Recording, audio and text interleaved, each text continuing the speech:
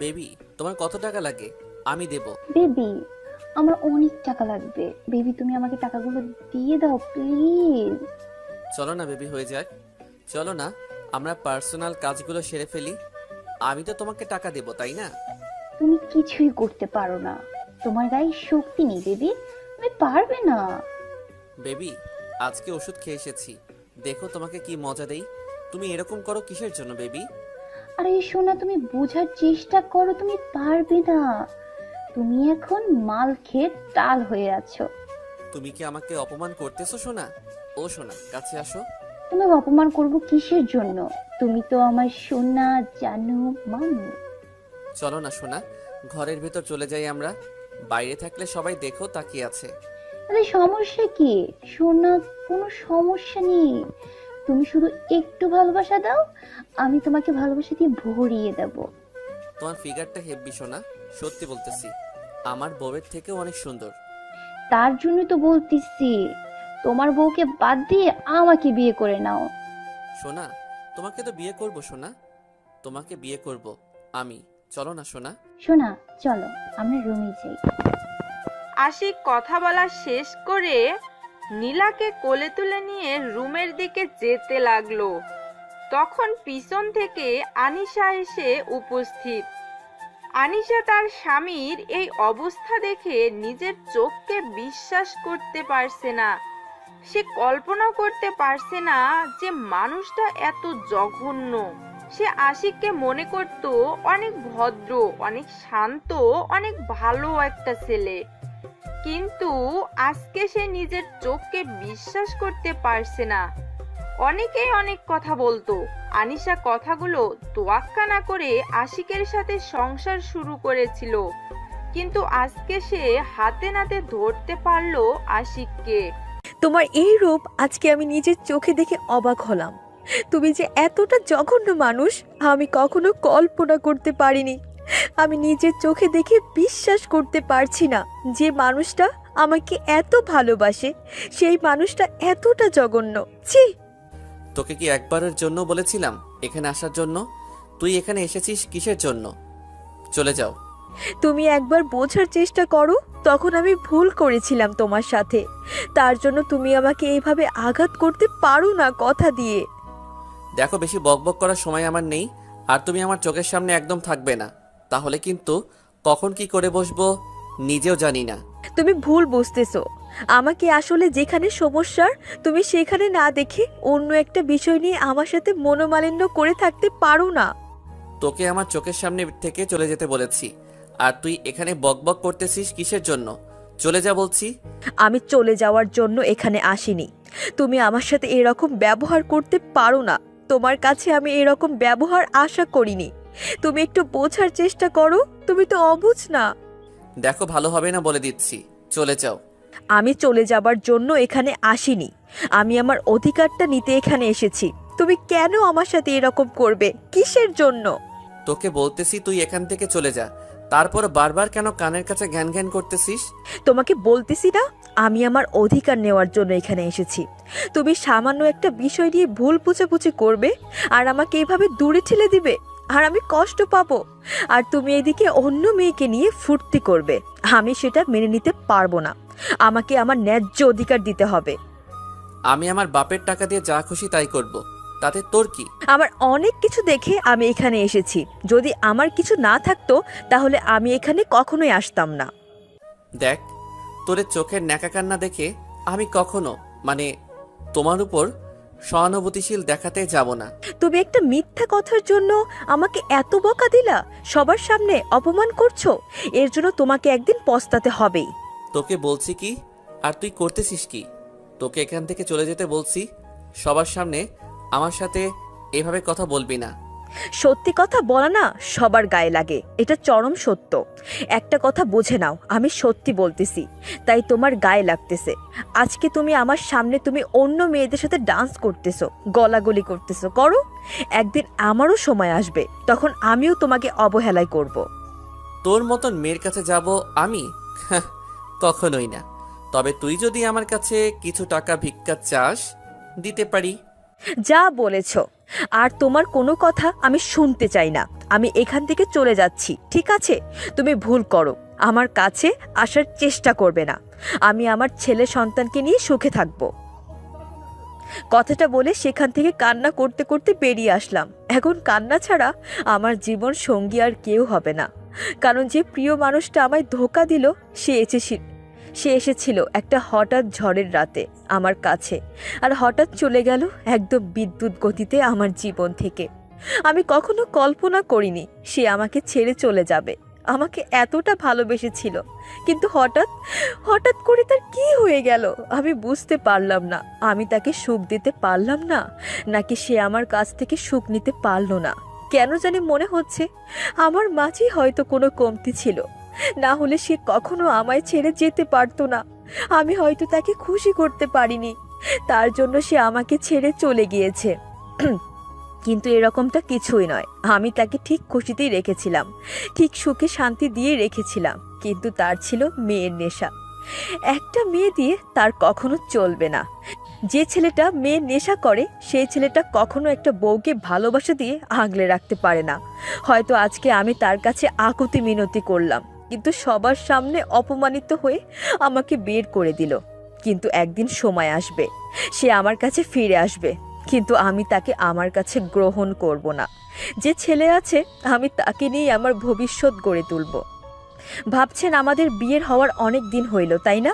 আসলে সেই রকম কিছুই না। আসলে আমার প্রেগন্যান্সি টেস্ট করিয়েছিলাম, তখন ডাক্তাররা বলেছিল আমি প্রেগনেন্ট। আর মনের খুব ইচ্ছে ছিল যে প্রথম সন্তানটা ছেলে হবে, তার জন্য আমি বলেছি ছেলে হবেই। আমার একটা আত্মবিশ্বাস আছে, তার জন্যই বলেছি যে আমার ছেলেকে নিয়ে আমি সুখে থাকব। কিন্তু সেই সুখটা তো আমার কপালে সইল না। যেখানে স্বামী থাকবে না সেখানে কিভাবে আমি থাকব বুঝতে পারছি না।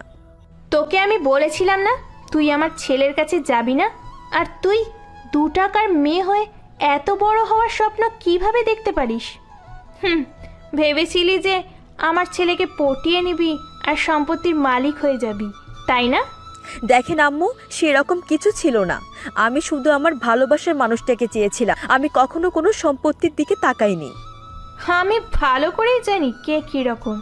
তোর মুখ দেখলেই বোঝা যায় তুই সম্পত্তির লোভে আমার ছেলেকে বিয়ে করেছিস ফাঁদে ফেলে। আম্মু, আপনি আমাকে ভুল বুঝছেন। প্লিজ আমাকে এই মিথ্যা অপবাদটা দিবেন না। আপনার সন্তান আমাকে আজ দূর করে দিচ্ছে, আর আপনিও আমাকে এইভাবে বলছেন। যাই হোক, আমার ছেলের তাহলে বুদ্ধি ফিরে এসেছে। তাকে কত করে বলেছিলাম যে তোর মতো একটা মেয়েকে কেন সে বাসায় রেখেছে, শেষ পর্যন্ত আপদ বিদায় করে দিয়েছে। আম্মু দেখেন, আমিও তো আপনার একটা মেয়ের মতো, তাই না? যদি আপনার ছেলে না হয় মেয়ে হতো, তাহলে তো সে আর আজকে আমার মতোই হইতো, তাই না? সে তো গরিব ঘরে জন্ম নিত না, সে তো আমার মেয়ে হতো, তাই না? বড় লোকের মেয়ে। আর সে তো দেখতে অনেক সুন্দর হতো, তোর মতো একটা কালসাপ হতো না। আম্মু, আপনি আমাকে এত পরিমাণে ঘৃণা করেন আমি কখনো বুঝতে পারিনি। আমি তো আপনার কোনো ক্ষতি করিনি। আপনি যখন যেটা বলেছেন আমি তো মাথা পেতে নিয়েছি, সেটাই। আপনার সব কাজ করে দিয়েছি, তারপর আপনার মনটা আমি পেলাম না। এখন আমি তোর মুখ দেখতে পাচ্ছি না।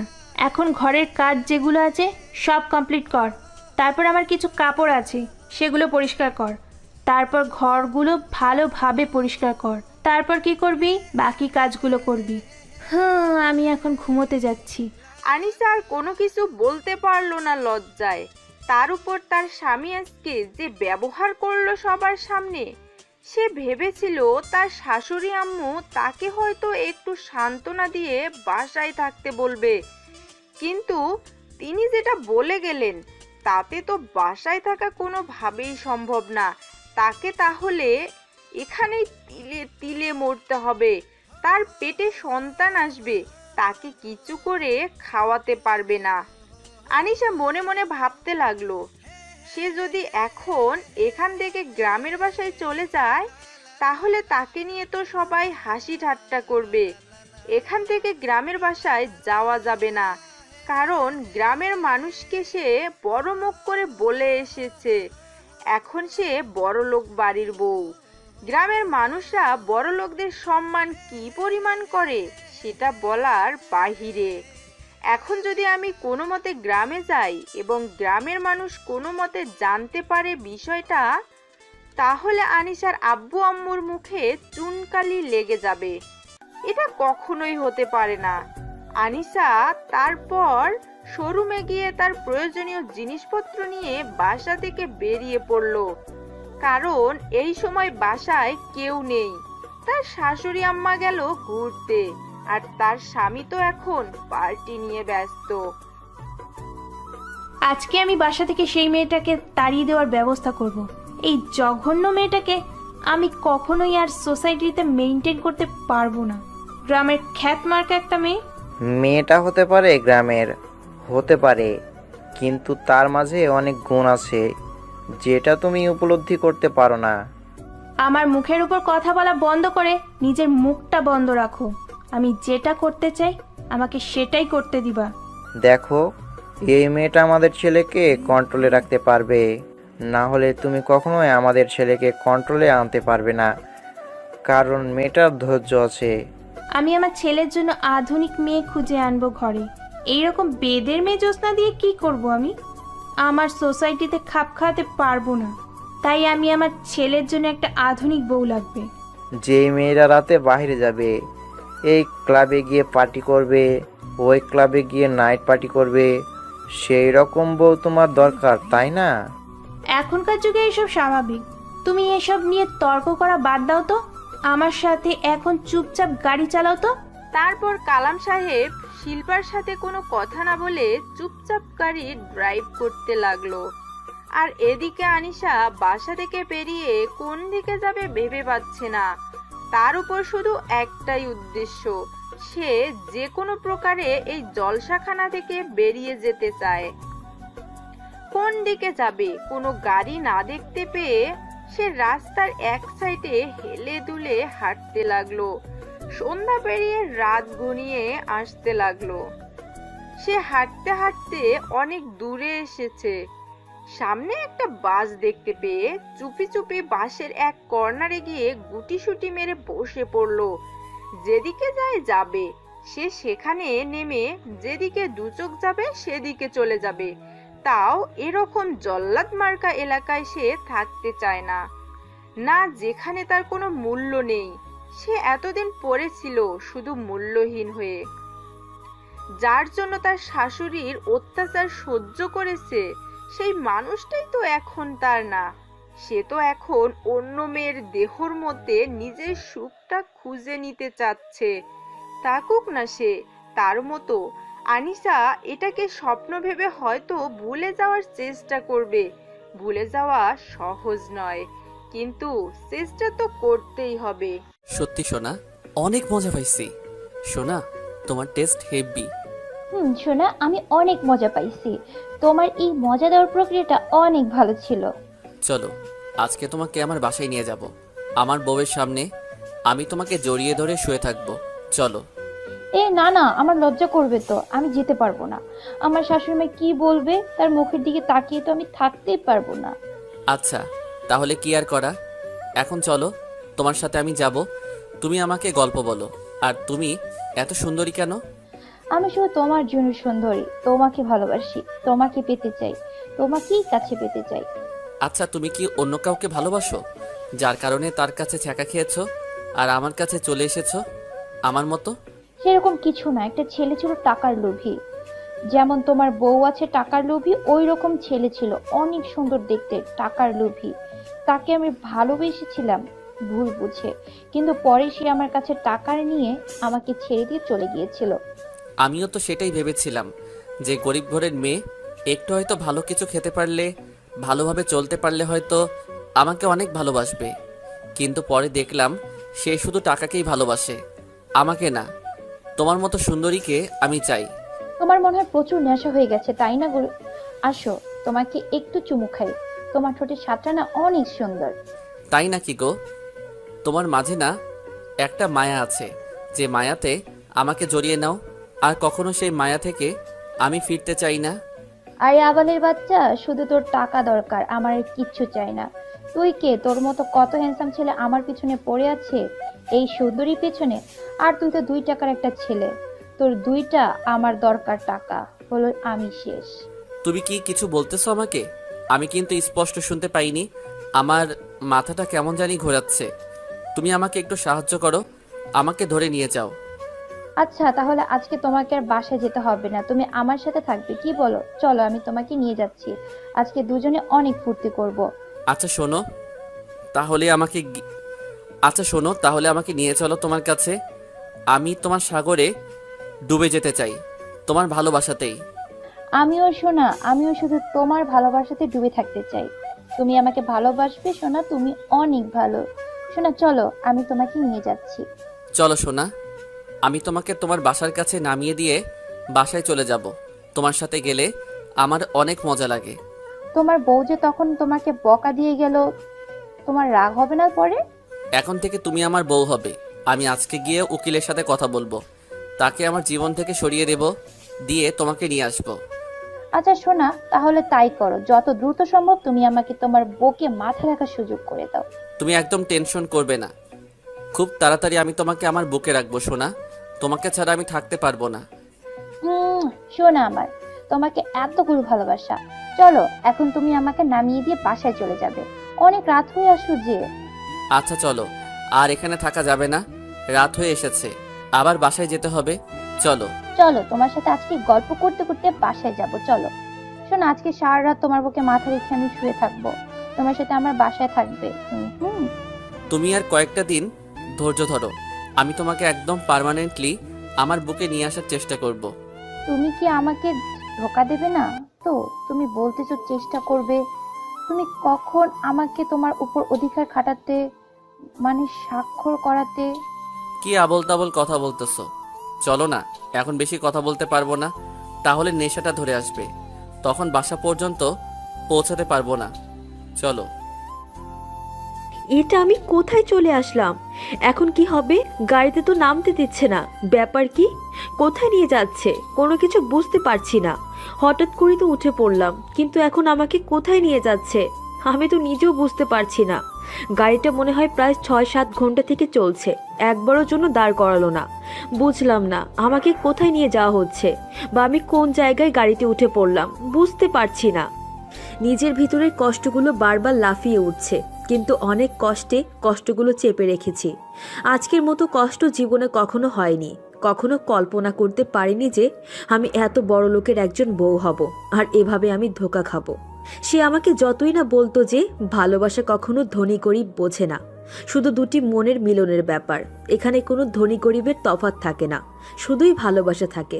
কিন্তু আজকে আমি যখন তাকে দেখলাম, তার চোখে মুখে আমার জন্য ভালোবাসা দেখতে পেলাম না। আমি কি এত তাড়াতাড়ি তার কাছে এতটা বিরক্তির কারণ হয়ে গেলাম যে তার কাছে আমি আমার ভালোবাসাটা পর্যন্ত পেলাম না, শুধু অবহেলাই পেয়ে গেলাম? কেন কেন তাহলে আমাকে তুমি বিয়ে করলে? কেন তাহলে আমার জীবনটা নিয়ে ছিনিমিনি করলেন আপনি? কেন? আমি তো আপনার জীবনে আসিনি, আপনি আমার জীবনে এসেছিলেন, আমি বাধা করেছিলাম, তারপরও এসেছিলেন, কিন্তু তার প্রতিদান আজকে আমাকে এই কঠিন সময় পার করতে হচ্ছে। আমি কখনো কল্পনা করতে পারিনি। হঠাৎ করেই বাসের একজন লোক বলে উঠল, ওস্তাদ গাড়িটা দাঁড় করেন। তার কিছুক্ষণ পর এই গাড়িটা দাঁড় করানো হলো, আর একটা জায়গায় নাম বলা হলো। সেই জায়গার মানুষগুলো নেমে যাচ্ছে, থেকে থেকে কয়েকজন নেমে গেল 5-6 জন। একবার ভাবলাম যে এখনই নেমে যাব, কিন্তু জানালা দিয়ে উকি দিয়ে দেখলাম যে এখনো রাতের রেশ কাটেনি, ভোরের আলো এখনো স্পষ্ট হয়নি। আমি এইরকম একটা মেয়ে মানুষ, এখনো ভোরের আলো স্পষ্ট হয়নি, যদি বাইরে যাই, আবার যদি কোনো দুর্ঘটনা ঘটে আমার সাথে। এমনিতেই নিজের ভিতরে আর কোনো কিছুর বেঁচে থাকার নেই, বেঁচে থাকার ইচ্ছা পর্যন্ত আর নেই, কিন্তু কি করব? পেটের ভিতরে যে একটা কোমল প্রাণ বেড়ে উঠেছে, পেটের ভিতরে যে একটা কোমল প্রাণ বেড়ে উঠেছে, তার জন্য আমাকে এই পৃথিবীতে বেঁচে থাকতে হবে। কিন্তু এখন নামা যাবে না, ভোরের আলোটা যেখানে স্পষ্ট দেখা যাবে সেখানে নেমে যাব। মোবাইলের স্ক্রিনে তাকিয়ে দেখি মোবাইলের স্ক্রিনে তাকিয়ে দেখি 4:30 বাজে, তার মানে আলোর প্রকট হতে আরও 30 মিনিট বাকি। 5টার পরপরই ভোরের আলোর প্রকট হবে, আর সেখানে নেমে যেদিকে দুচোখ যায় সেদিকে চলে যাব। কিন্তু আমার মনে হচ্ছে আমি একদম গ্রাম অঞ্চলে চলে এসেছি। এখন আমাকে এখানে এসে জীবিকা নির্বাহ করতে হবে যে কোনো প্রকারে। কিন্তু আমি তো এই এলাকার কিছু চিনি না, কোন দিকে যাব বা কোন দিকে গেলে কি সাহায্য পাবো বুঝতে পারছি না। নামতে আগে হবে, তারপরে বাকিটা দেখা যাবে। তারপর কিছুক্ষণ পর আবার একজন লোক বলে উঠল, উস্তাদ গাড়ি দাঁড় করান, কিছু মানুষ নামবে। সঙ্গে সঙ্গে গাড়ির ড্রাইভার গাড়িটা দাঁড় করালেন, আর বেশ কিছু মানুষ নেমে গেলেন। এখন দেখছি যে ভোরের যে ঘুটঘুটে অন্ধকারটা সেটা আছে পুরো পৃথিবীর বুকে। এই অন্ধকারটা এখন আমার সাথে ভালোই মানাচ্ছে, কারণ আমার ভেতরটা তো অন্ধকারে ছেয়ে গেছে। আমার ভেতরে তো আলো বলতে কোনো কিছুই নেই। বেঁচে থাকার যে স্বপ্ন দেখেছিলাম, যার হাত ধরে বেঁচে থাকতে চেয়েছিলাম সারাটা জীবন, যার সাথে সুখ দুঃখের গল্প করতে চেয়েছিলাম, সেই মানুষটি তো আমাকে। তারপর ভোরের আলোটা প্রকট হতে লাগলো, আস্তে আস্তে পুরো পৃথিবীর বুকে আলো ছড়িয়ে পড়তে লাগলো। আর তখনই গাড়ির লোকটা আবার বলে উঠল যে এখানেই নাকি কিছু মানুষ নামবে। আমিও স্থির করলাম আমি এখানে নেমে যাব, আর সামনে যাব না। বাস থেকে নেমে এসে চারদিকে তাকিয়ে দেখলাম কোনো কিছু সুবিধার মনে হচ্ছে না।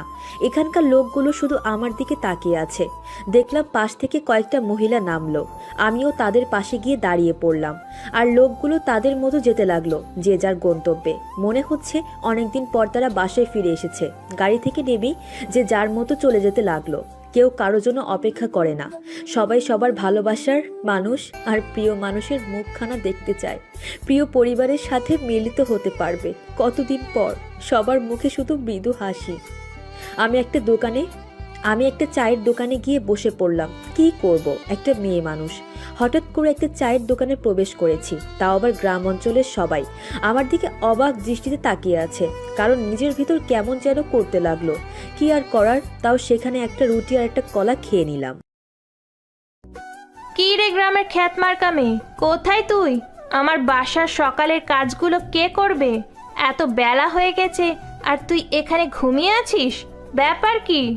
শিল্পা বেগম কথাগুলো একাই একাই বলতেছে, কিন্তু তিনি মনে করতেছে হয়তো ঘরে আনিশা আছে, কিন্তু তিনি তো আর জানে না যে আনিশা চিরতরে তাদের এই যন্ত্রণা থেকে মুক্তি নিয়ে এখান থেকে চলে গিয়েছে। কি রে, কথা বলছিস না কিসের জন্য? নাকি রাতে কোথাও গিয়েছিলি আবার? আমার ছেলে তোকে বাদ দিয়ে দেবে? অন্য কোনো ছেলের কাছে গিয়েছিলি নাকি? তার কথার কোনো জবাব আসছে না দে, তার মেজাজটা আর অনেক কিটকিটে হয়ে গেল। তার এখন ইচ্ছা করছে আনিশাকে পিটাবে, কিন্তু তিনি যখন রুমের দরজায় ধাক্কা দিলেন তখন দেখলেন যে আপনা আপনি রুমের দরজাটা খুলে গেল। ব্যাপার কি, তিনি বেশ অবাক।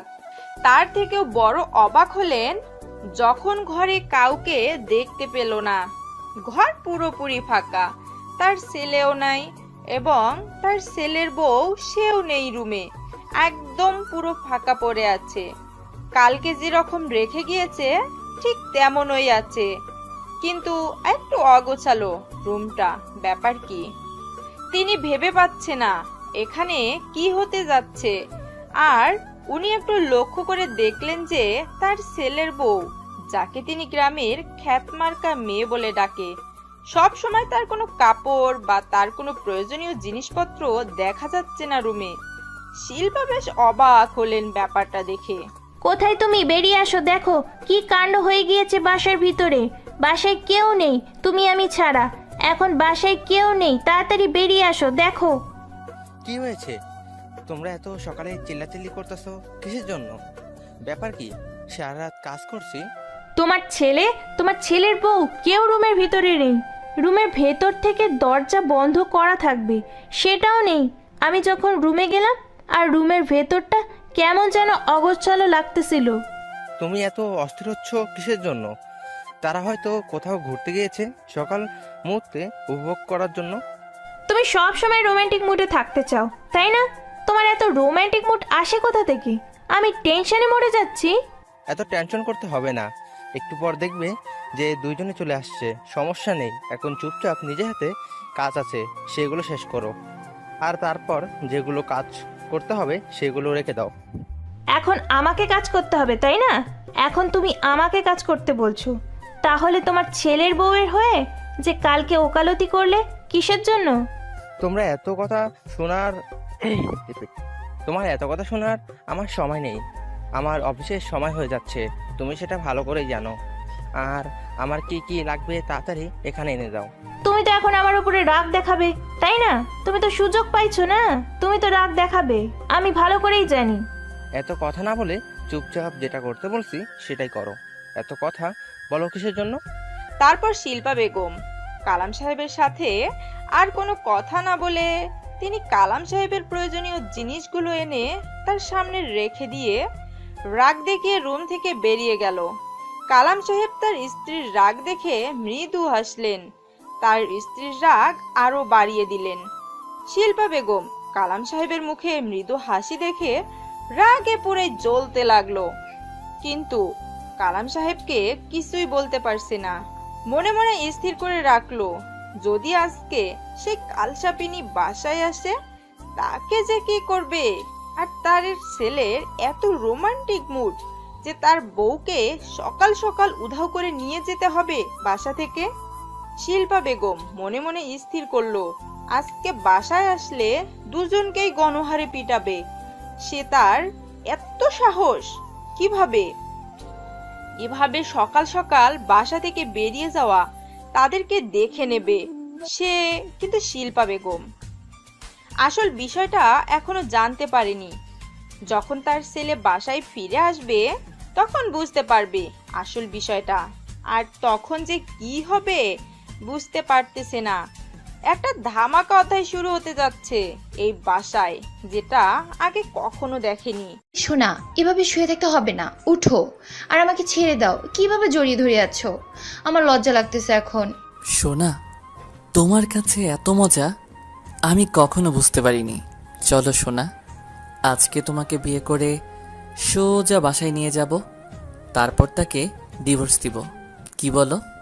না, আমি সেটা করতে পারবো না। আগে তোমার সম্পত্তির কিছু অংশ আমাকে লিখে দিতে হবে, না হলে তো আমি তোমাকে কিভাবে বিশ্বাস করতে পারি বলো? আরে সোনা, এত টেনশন করো কিসের জন্য? আমি আছি তো। চলো, উকিলের কাছে আমি তোমাকে আমার সম্পত্তির কিছু অংশ লিখে দিচ্ছি। আচ্ছা, কথাটা শুনে খুশি হলাম। তুমি কি উকিলের সাথে কথা বলো, আর আমি ফ্রেশ হয়ে সুন্দর করে সাজুগুজু করে যাচ্ছি, গিয়ে তোমার কাছ থেকে সম্পত্তির দলিল নিয়ে তারপর বিয়ে করব। আচ্ছা, তাহলে তুমি রেডি থেকো, আমি তোমাকে ফোন করলে তুমি চলে আসবে। কথাটা বলে আশিক সেখান থেকে বেরিয়ে সোজা কাজী অফিসে, আর তার উকিলকে ফোন করে সেই কাজী অফিসে আসতে বলল। তার মাথায় এখন শুধুই নীলা নামের সেই মেয়েটা ঘুরপাক খাচ্ছে।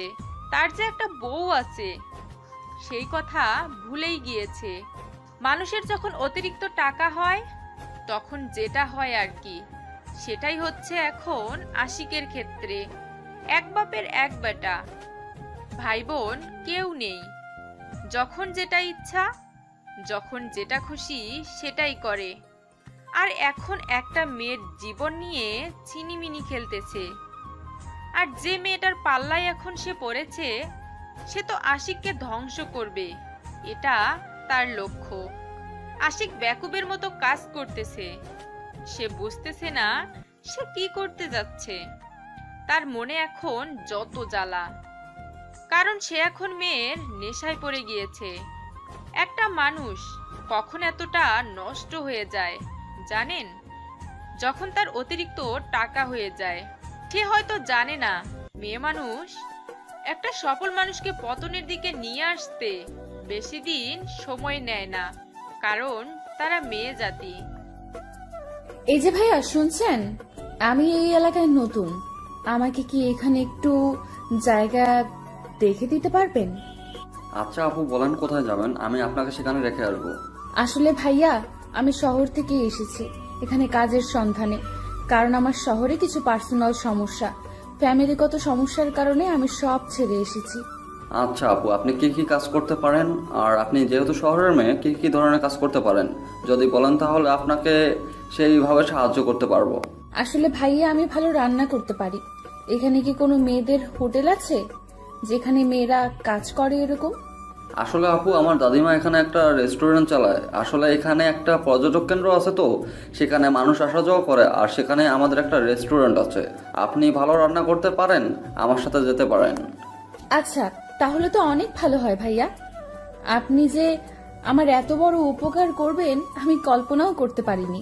আপনি বলছেন আপনি ভালো রান্না করতে পারেন, এখন আপনার রান্না পরীক্ষা করে দিতে হবে। যদি ভালো করতে পারেন তাহলে রাখা যাবে, আর না হলে আমি আপনাকে অন্য কোথাও কাজ খুঁজে দেব। আমাদের ওখানে রাখতে পারবো না। আচ্ছা ভাইয়া, কোনো সমস্যা নেই, আমার কোনো সমস্যা হবে না। তুমি নিয়ে চলো, আমি পরীক্ষা দিতে প্রস্তুত। আপনি মন খারাপ করবেন না, কারণ আমাদের রেস্টুরেন্টটা অনেক পপুলার আর জনপ্রিয়তা সবার কাছে। যদি জনপ্রিয়তা বজায় রাখতে না পারি তখন তো সমস্যা হয়ে দাঁড়াবে, তাই না? আমি বুঝতে পেরেছি ভাইয়া, আমাকে বোঝাতে হবে না। আপনি আমাকে নিয়ে চলেন, আমি পরীক্ষা দিব। যদি পরীক্ষায় উত্তীর্ণ হই তাহলে আমাকে রাখবেন। আচ্ছা আপু, তাহলে আপনি আমার সাথে চলেন, আমি আপনাকে নিয়ে যাচ্ছি। তারপর আনিশা সেই ছেলেটার সাথে যেতে লাগলো। বেশিক্ষণ হাঁটতে হলো না, অল্প কিছুক্ষণ পরেই তাদের সেই রেস্টুরেন্টটা দেখা যাচ্ছিল। ছেলেটা হাত দিয়ে ইশারা করে আনিশাকে দেখিয়ে দিল রেস্টুরেন্টটা। আনিশা দেখে বেশ অবাক হলো। এই গ্রাম অঞ্চলে এত বড় রেস্টুরেন্ট সে কল্পনাও করতে পারছে না। আসলে রেস্টুরেন্টটা দেখতে অনেক সুন্দর, আর ছেলেটাকে দেখে মনে হচ্ছে না ছেলেটা সেখানের মালিক। এমন সিম্পল ভাবে চলাফেরা করে। তারপর আনিশা ছেলেটার সাথে গল্প করতে করতে রেস্টুরেন্টের কাছে গিয়ে দেখে রেস্টুরেন্টে অনেক মানুষজন অপেক্ষা করতেছে তাদের রান্না খাওয়ার জন্য। আনিশা এত মানুষকে দেখে প্রথমে ভেঙে পড়ল, কারণ সে যদি ভালো মতো রান্না করতে না পারে তাহলে সে এখানে থাকতে পারবে না। তখন যে তার কি হবে ভেবে পাচ্ছে না। আনিশা নিজের মনের ভিতর আত্মবিশ্বাসটা জাগিয়ে তোলার চেষ্টা করতেছে। সে নিজেকে নিজেই বলতেছে, আনিশা তুই পারবি, তুই পারবি, তোকে পারতেই হবে। তারপর ছেলেটা আনিশাকে সঙ্গে করে নিয়ে রেস্টুরেন্টের ভিতর প্রবেশ করে। যেখানে খাবার তৈরি করা হয় সেখানে নিয়ে আসলো, রান্নাঘরে নিয়ে আসলো, আর সেখানে তার দাদিমাকে দেখলো আনিশা। তারা নিজেরাই রেস্টুরেন্টটা চালায়, কোনো কাজের লোক রাখে না। কিন্তু আনিশাকে নিয়ে আসার কারণ হচ্ছে যে আনিশা শহরের মেয়ে, আর সে নাকি ভালো রান্না করতে পারে, আর এখানে ভালো রান্নার অনেক ডিমান্ড। তার কারণে ছেলেটা আনিশাকে পরীক্ষা করার জন্য এখানে নিয়ে আসলো। যদি আনিশা ভালো পারফরমেন্স করতে পারে তাহলে তাকে রেখে দিবে, আর সামান্য কিছু মাইনে দিয়েই রেখে দিবে এখানে। আর তার খাওয়া দাওয়ার জন্য সবকিছু তারা দেবে, আর তার দাদিমার সাথে থাকবে মেয়েটা। তার জন্য ছেলেটা তাকে নিয়ে আসলো, না হলে কখনোই আনিশাকে এখানে আনতো না ছেলেটা। এখানে সবকিছু রেডি করা আছে, দেখে শুনে সুন্দর করে এই মাংসটা রান্না করেন। আর এগুলো আমাদের খাওয়ার জন্য সবার, তাই ভালো করে রান্না করবেন, আর এর উপর আপনার মার্কস দেওয়া হবে। দোয়া করবেন যাতে করে ভালো কিছু করতে পারি। আর আমার আত্মবিশ্বাস আছে আমি ভালো রান্না করতে পারি, আর এখানেও ভালো কিছুই করে দেখাবো। জি আপু, একদম দোয়া করলাম মন থেকে। আমিও চাচ্ছি, আপনি যেহেতু শহর থেকে এসেছেন আর আপনাকে দেখে মনে হচ্ছে অনেকটা অসহায়, আপনার মুখ দেখে বুঝতে পারতেছি, কারণ নিয়ে আসলাম। তাহলে কখনো নিয়ে আসতাম না, না কারণ আমার দাদিমা যেটা রান্না করে সেটা অনেক সুস্বাদু হয়। আমি বুঝতে পেরেছি ভাইয়া তোমার কথা। আমি আমার সর্বোচ্চ দিয়ে চেষ্টা করব রান্নাগুলো ভালো করার জন্য। তুমি শুধু আমার জন্য দোয়া করো যাতে করে আমি এখানেই থাকতে পারি। আচ্ছা তাহলে রান্না করেন, আর যদি কিছু লাগে তাহলে আমাকে বলতে পারেন, আমি নিয়ে এসে দিচ্ছি। পরে আবার সমস্যার কথা বলতে পারবেন না, এখন সবকিছু দেখে নেন। আমি তো সবকিছু দেখতে পারতেছি, আমি যেগুলো দিয়ে রান্না করতে পারবো সেগুলো সব কিছু এখানে আছে, কোনো সমস্যা হবে না। আমি সুন্দর করে রান্না করে দিচ্ছি, তারপর পরীক্ষা নিয়ে টেস্ট করে বলিয়েন, সমস্যা নাই। এই নাও তোমার ভাগের সম্পত্তির দলিল। এখন চলো বিয়ে করব, বিয়ে করব, এখন চলো বিয়ে করব, বিয়ে করব। কিসের? বিয়ের আগে তুমি সবকিছু আমাকে ঠিকঠাক করে দাও। সব কিছু ঠিকঠাক আছে, আমি স্বাক্ষর পর্যন্ত দিয়ে দিয়েছি। দেখো, সব কিছু ঠিকঠাক আছে। এখন থেকে এই সম্পত্তির মালিক শুধু তুমি, এখানে কেউ হাত লাগাতে পারবে না। আচ্ছা, তাহলে আমি তোকে বিয়ে করব কিসের জন্য? তুই কোথাকার আবাল? কি বলতেছো? মাথা ঠিক আছে? তুমি আমাকে ধোকা দিচ্ছ? এটা ঠিক না। তুমি কিন্তু কথা দিয়েছো আমাকে। কথা দিয়েছি সেটা ঠিক আছে, এখন কথা রাখতে পারবো না, কারণ তুই তো কালকে আমাকে সারা রাত খেয়েছিস। দেখো, তুমি এরকম করতে পারো না আমার সাথে। তুমি আমার সাথে ধোকাবাজি করতে পারো না। তুমি আমাকে নিয়ে খেলতে পারো না। যে ছেলের ঘরে এত সুন্দর বউ রেখে আমার পেছনে লেগে থাকতে পারে, আমি কোন বিশ্বাসে তোর ঘরে বউ হবো বল? এরকমটা কিন্তু কথা ছিল না। আমি শুধু তোমাকে ভালোবেসেছিলাম। তুমি আমার সাথে এরকমটা করতে পারো না। মাত্র 2 দিনের পরিচয় আমাদের, তাতে তুই আমাকে ভালোবেসেছিলে? তোর যে ঘরে বউ রেখে আসছিস সেটা তো আমি দেখেছি, তাই না? তোর বউটা কিন্তু অনেক সুন্দর, হেব্বি আমার থেকেও। দেখো, তোমার কথা মতো আমি সব কিছু দিয়ে দিয়েছি। এখন তুমি তোমার কথা রাখবে। আমার সাথে তুমি বেইমানি করতে পারো না। তুমিও বেঈমান, আমি না বেঈমান, সমান সমান, কেউ কাউকে তো অপবাদ দিতে পারে না। তুমিও বেঈমানি করছো আমার সাথে, আমিও তোমার সাথে করলাম, ঝামেলা শেষ। এখন তুমি তোমার রাস্তায়, আমি আমার রাস্তায়। তাহলে তুমি আমার সম্পত্তি আমাকে ফিরিয়ে দাও, না হলে আমি পথের ফকির হয়ে যাব। তুমি আমার সম্পত্তি আমাকে দিয়ে দাও বলছি। তোর মতো বেঈমান পথের ফকির হওয়া উচিত, যে বউকে বিশ্বাস করতে পারে না। তুমি এসব কি আবল তাবল কথা বলতেছো? তুমি না দেখলে মেয়েটা টাকার লোভী, আর এখন তো দেখতেছি তুমিও। আমি মেয়েটার বিষয়ে সব খবর নিয়েছি, বুঝছিস? তোকে আর বলতে হবে না মেয়েটা কিরকম, কতটা সহজ সরল। তুই তাকে কিভাবে ব্যবহার করিস আমি ভালো করে খোঁজ খবর নিয়ে দেখেছি, আমাকে বলতে হবে। কথাটা বলে নীলা সম্পত্তির পেপারটা হাতে নিয়ে চলে গেল আর আশিককে বলে গেল সে যেটা সম্পত্তির মালিক, এখন যা পায় সবকিছু বুঝে নিবে পরশুদিনের মধ্যেই। এখন সে এখান থেকে চলে যাচ্ছে। আর আশিককে বলে গেল আর যেন ভুল করেও তার পিছনে না যায়, তাহলে কিন্তু তার লাশ আর ফেরত আসবে না। আশিক কি করবে না করবে ভেবে পাচ্ছে না, একদম দিশাহারা হয়ে যাচ্ছে।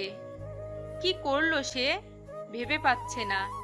তার অর্ধেক সম্পত্তি সেখানে ছিল, সে ভেবেছিল তারা থাকা মানে তারও সেখানে অধিকার থাকবে। তারা তো এক হচ্ছে, তাহলে সমস্যা কোথায়? নামে থাকলেই চলবে, এটা ভেবে অর্ধেক সম্পত্তি লিখে দিয়েছে, তাও আবার যেগুলো টপ বিজনেসে আছে এখন সেগুলো। আশিক ভেবে পাচ্ছে না তার এখন কি করা উচিত। তার মাথায় মনে হচ্ছে আকাশ ভেঙে পড়েছে। সে এখন কি করবে না করবে ভেবে পাচ্ছে না। তার মাথা পুরোই হ্যাং। সে কোথায় যাবে, কি করবে? বাসায় যাবে কি করে? তার আব্বুকে সে মুখ দেখাবে কি করে? সে চুপচাপ একদম নিস্তব্ধ হয়ে পায়ে হেঁটে হেঁটে 5 কিলোমিটার জায়গা বাসায় এসে রুমের ভিতর গিয়ে দরজা বন্ধ করে লাইট অফ করে একদম অন্ধকার বিছানায় শুয়ে পড়ল। তার এখন কোনো কিছুই নেই, তার না আছে কোনো সঙ্গী, না আছে তার সম্পত্তি। সে এখন একটা অবহেলিত ছেলে। আশিক কান্না করতেছে নিঃশব্দে, বালিশে মুখ গুজে দিয়ে নিঃশব্দে কান্না করতেছে। আর সে ভাবতেছে আনিশার সাথে কত খারাপ ব্যবহার করেছিল, তারপরও মেয়েটা তাকে কখনো একা ছেড়ে দেয়নি, সব সময় তার সাথে লেগেছিল। কতই না তাকে গালি দিত, এমনকি মাঝে মাঝে অনেকভাবে অত্যাচার করত। তারপরও মেয়েটা আশিকের বুকের উপর মাথা রেখে ঘুমিয়ে থাকতো। এখন আশিকের আনিশার কথা খুব মনে পড়তেছে, কিন্তু আনিশা এখন অনেক দূরে। তার তখনই মনে পড়ে গেল যে আনিশা কোথায়। সে চারপাশে আনিশাকে খুঁজতে লাগলো। রুম থেকে বের হয়ে পুরো বাড়ি আনিশাকে খুঁজতে বের হলো, কিন্তু সে আনিশাকে কোথাও পেল না। তার আম্মুর কাছে গেল। সে তার আম্মুকে গিয়ে যখন জিজ্ঞেস করবে যে আনিশা কোথায়, কিন্তু তার আগে আশিকের আম্মু মানে শিল্পা বেগম আশিক আশিককে আনিসের কথা জিজ্ঞেস করলো। আশিক থতমত খেয়ে গেল। কি উত্তর দিবে এখন? তার আম্মুকে ভেবে পাচ্ছে না। কি রে, তুই একা বাসায় ফিরে এসেছিস যে? তোর বউ কই? একটু বাইরে গেছে, একটু পরে চলে আসবে। আমি একটু বিশ্রাম করি, ক্লান্ত লাগতেছে। এসব কি কথা বলছিস তুই? আমার হাতের কাজগুলো কে করে দেবে? তাহলে তুই করে দে। আচ্ছা আম্মু, তুমি মেয়েটাকে এত কষ্ট দাও কিসের জন্য বুঝি না। আজকে আবার তোর কি হলো যে মেয়েটার জন্য তোর এত মায়া লাগতেছে? ব্যাপার কি? তাকে তো ভালো মতো খাইতে দাও না, ভালো মতো পড়তে দাও না, তারপরও তোমাকে যেটা সম্মান করে সেটা তো বলার বাহিরে। আর তারপরও তুমি তাকে যেটা অত্যাচার করো। বুঝতেছি না তুই হঠাৎ এত পরিবর্তন হচ্ছিস কিসের জন্য? তোকে তো বিয়ে দিয়েছিলাম আমার কাজের মেয়ে আনার জন্য, তাই না? তোমার অত্যাচার আর আমার অত্যাচার সহ্য করতে না পেরে মেয়েটা বাসা ছেড়ে চলে গিয়েছে। চলে গিয়েছে ভালোই হয়েছে, মেয়েটাকে আর সহ্য হচ্ছে না। গ্রামের ক্ষেতমার্কা মেয়ে, কিছুই বোঝে না, হুদাই কথা বলে। তুমি ঠিক বলছো, গ্রামের খ্যাতমার্কা মেয়ে কিছুই বোঝে না, সব কথা সহ্য করে, তারপরও সব কিছু করে দেয়। আজকে তোর কি হয়েছে বুঝতেছি না তো। হঠাৎ করে তুই মেয়েটার পক্ষপাতিত্ব করছিস কিসের জন্য? তোর বাপের মতো। কই কিছু না তো, আমি রুমে যাচ্ছি, আর ডিস্টার্ব করবে না আমাকে, এখন ভালো লাগতেছে না। বিকেলে রেডি থাকিস, মেয়ে দেখতে যাব। আমার একটা বান্ধবীর মডার্ন মেয়ে আছে, তার সাথে তোর বিয়ে দেব। কারণ খ্যাতমার্কা মেয়েকে দেখলাম কি রকম করে, এবার মডার্ন মেয়ের সাথেই তোর বিয়ে দেব। আমি বিয়ে করতেছি না, আমি তো এখন বিবাহিত ছেলে, তাই না? আর আমার বউকে তো ডিভোর্স দেইনি যে অন্য একটা মেয়েকে বিয়ে করে আনবো। তোর মাথা ঠিক আছে? কি আবল তাবল কথাবার্তা বলতেছিস বুঝতেছি না তো। হঠাৎ করে তোর এত পরিবর্তন কিসের জন্য শুনি? তোমার মাথা ঠিক নেই, যার জন্য তুমি এসব আবল তাবল কথা বলতেছো। আমি কালকে একখানে যাব, আর তারপর ফিরে আসব, তারপর তোমাকে বলবো কি করব না করব। তুই আমার কথার অবাধ্য হতে পারিস না, তাহলে কিন্তু ভালো হবে না বলে দিলাম। আমি ভালো করে জানি আমার জীবনে কখনো ভালো হবে না, তোমাকে বলতে হবে না সেটা। আর তুমি যে আমার কি ক্ষতি করবে সেটা বোঝা হয়ে গেছে আমার। তুই জানিস তুই কার সাথে তর্ক করছিস? এত এত বড় স্পর্ধা যে আমার সাথে এত তর্ক করিস? হ্যাঁ, আমি জানি আমি কার সাথে তর্ক করতেছি। আমি একজন অত্যাচারীর সাথে কথা বলতেছি এখন, যে আমাকে ব্যবহার করে একটা মানুষের জীবনকে নষ্ট করে দেয়। কথাটা বলে আশিক সেখান থেকে চলে গেল। আর তার আম্মু মানে শিল্পা বেগম সেখানে স্থির হয়ে দাঁড়িয়ে রইল। তার ছেলের বলা কথাগুলো তার কানে প্রতিধ্বনিত হচ্ছে। শিল্পা বেগম কখনো কল্পনাও করতে পারেনি যে মাহিন তার সাথে এইভাবে আচরণ করবে। আশিক চোখের পানি ফেলতে ফেলতে রুমের ভিতর চলে আসলো।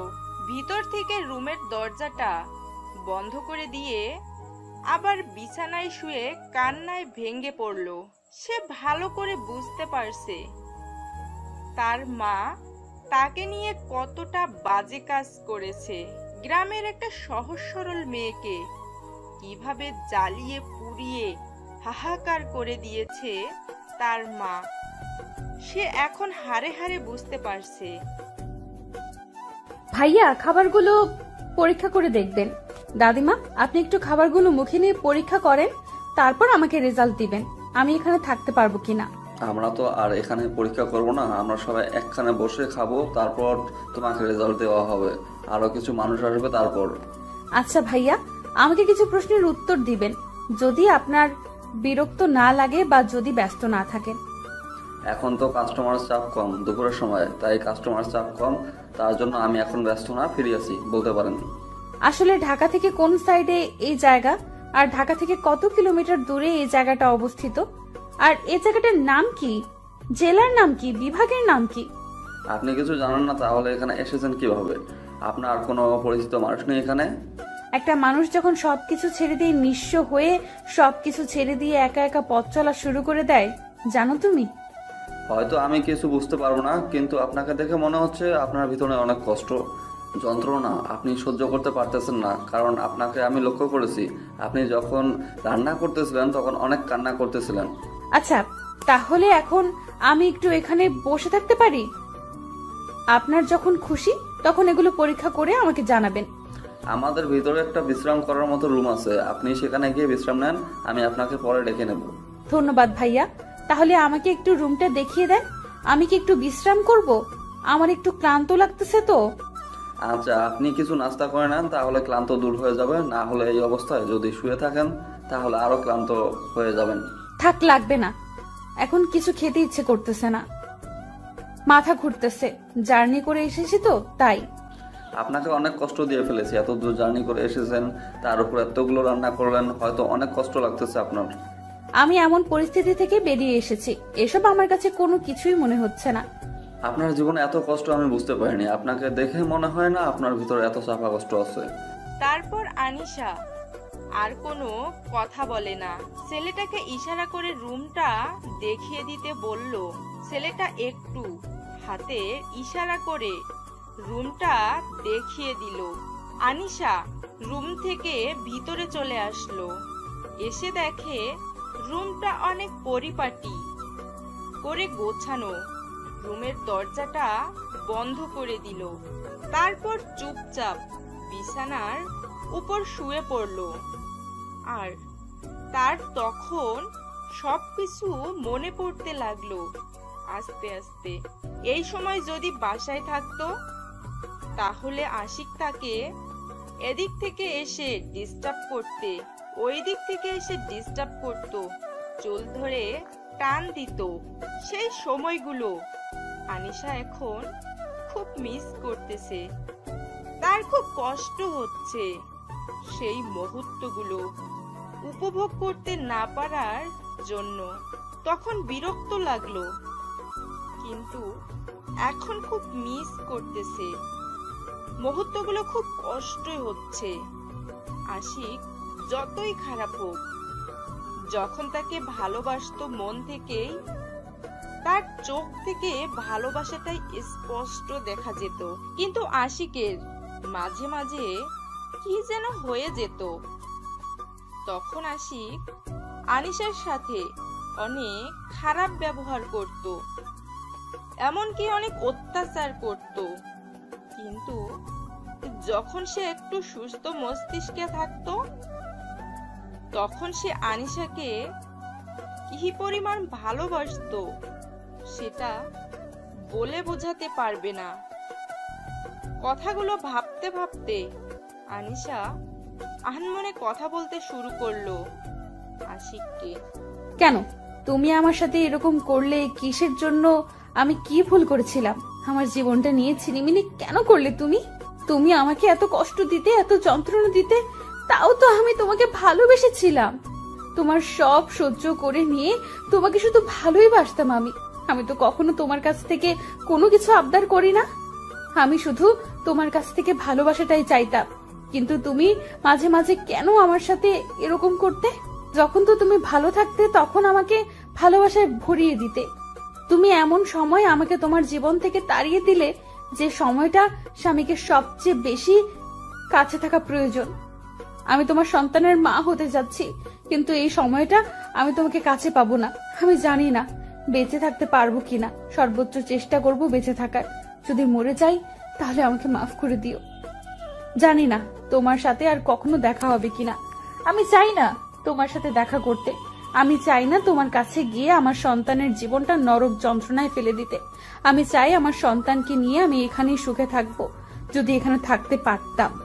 আর থাকতে না পারলে হয়তো আরো কোথাও আমাকে কাজের সন্ধানে ঘুরতে হবে। আর যদি আমার ভাগ্যটা ভালো থাকে তাহলে তো আমি এখানে থাকতে পারবো, কারণ রান্নাটা আমার মনে হচ্ছে যে অনেক সুস্বাদু হবে, কারণ আমি আমার সর্বোচ্চ দিয়ে রান্না করেছি। আমার ভাগ্যে যেটা আছে আমার সাথে সেটাই হবে। দোয়া করি তুমি সুখে থাকবে, শান্তিতে থাকবে। হয়তো আমাকে ভুলে গিয়েছো, কিন্তু আমি তোমাকে তো ভুলতে পারবো না। কথাগুলো নিজেই একা একা বলতেছিলাম, তখনই দেখলাম যে বাইরে থেকে কেউ দরজাতে ধাক্কাধাক্কি করতেছিল। তারপর বিছানা ছেড়ে উঠে গিয়ে দরজাটা খুলে দেখি ছেলেটা দাঁড়িয়ে আছে। ছেলেটার নাম পর্যন্ত জানি না এখনো আমি। ভাইয়া কি হয়েছে, কোনো সমস্যা? রান্না কি পরীক্ষা করেছেন আমার? আসলে আপু, আপনার রান্নাটা পরীক্ষা করা হয়নি, সবাই উপস্থিত, সবাই আপনাকে দেখতে যাচ্ছে, তো তার জন্য আর কি আপনাকে বললাম। আচ্ছা ভাইয়া, তার আগে আমাকে বলো তো সেখানে কে কে উপস্থিত আছে? মানে তোমাদের কি মুরব্বি? আসলে আমি একটা কথা বলি, আপনাকে যখন আমি পেয়েছিলাম তখন আমি আমার আব্বুকে জানিয়েছিলাম, তিনি আপনার খাবারটা পরীক্ষা করার জন্য এসেছে, আর আমার আম্মু এসেছে তার সাথে, সমস্যা নেই। আচ্ছা ভাইয়া, তাহলে তুমি গিয়ে তাদের সাথে একটু কথা বলো, আমি একটু পর যাচ্ছি। মানে বুঝতেই পারতেছো মুরব্বিরা এসেছে, তাদের সামনে একটু সুন্দরভাবে যেতে হবে। আচ্ছা আপু, তাহলে কোনো সমস্যা নেই, আপনি সময় নিয়ে আসেন, আমি গিয়ে আব্বু আম্মুকে কথা বলতেছি ব্যবসার কথা। তুমি যে আমার জন্য এত কিছু করতেছো, তোমাকে যে কি বলে ধন্যবাদ দেব ভেবে পাচ্ছি না। আরে আপু, সমস্যা নেই, আপনি রেডি হয়ে বাইরে চলে আসেন। আচ্ছা, আমি বাইরে যাচ্ছি, তুমি গিয়ে অল্প কিছুক্ষণ অপেক্ষা করো, আমি চলে যাচ্ছি। হয়তো আমার দেওয়া কষ্টগুলো তাকে এখন ক্ষত বিক্ষত করে দিচ্ছে, হয়তো তার এখন আমার কথা মনে পড়তেছে, আর সে ভাবছে আমি অন্য মেয়েকে নিয়ে ফুর্তি করতেছি। সে আমাকে বলেছিল সে যে কোনো পরিস্থিতিতে আমার সাথে থাকবে, কিন্তু আমার যে অত্যাচারগুলো ছিল সেগুলো ছিল অন্য লেভেলের। আমি তাকে নিজের অজান্তেই ইচ্ছাকৃতভাবেই অত্যাচার করেছি। ভেবেছিলাম টাকা আছে, মেয়ের অভাব নেই, কিন্তু মেয়েরা যে এতভাবে ধোঁকা দিতে পারে আমি কখনো কল্পনা করতে পারিনি। আজকে যদি এই পরিস্থিতির শিকার না হতাম, আমি কখনো রিয়ালাইজ করতে পারতাম না। হয়তো তার ভালোবাসাটা এখন আমি অনুভব করতে পারবো তিলে তিলে, কারণ সে এখন চলে গিয়েছে। কারণ একটা মানুষ কখনো কোনো ভালোবাসা কাছে থাকলে সেই ভালোবাসার মূল্য দিতে পারে না।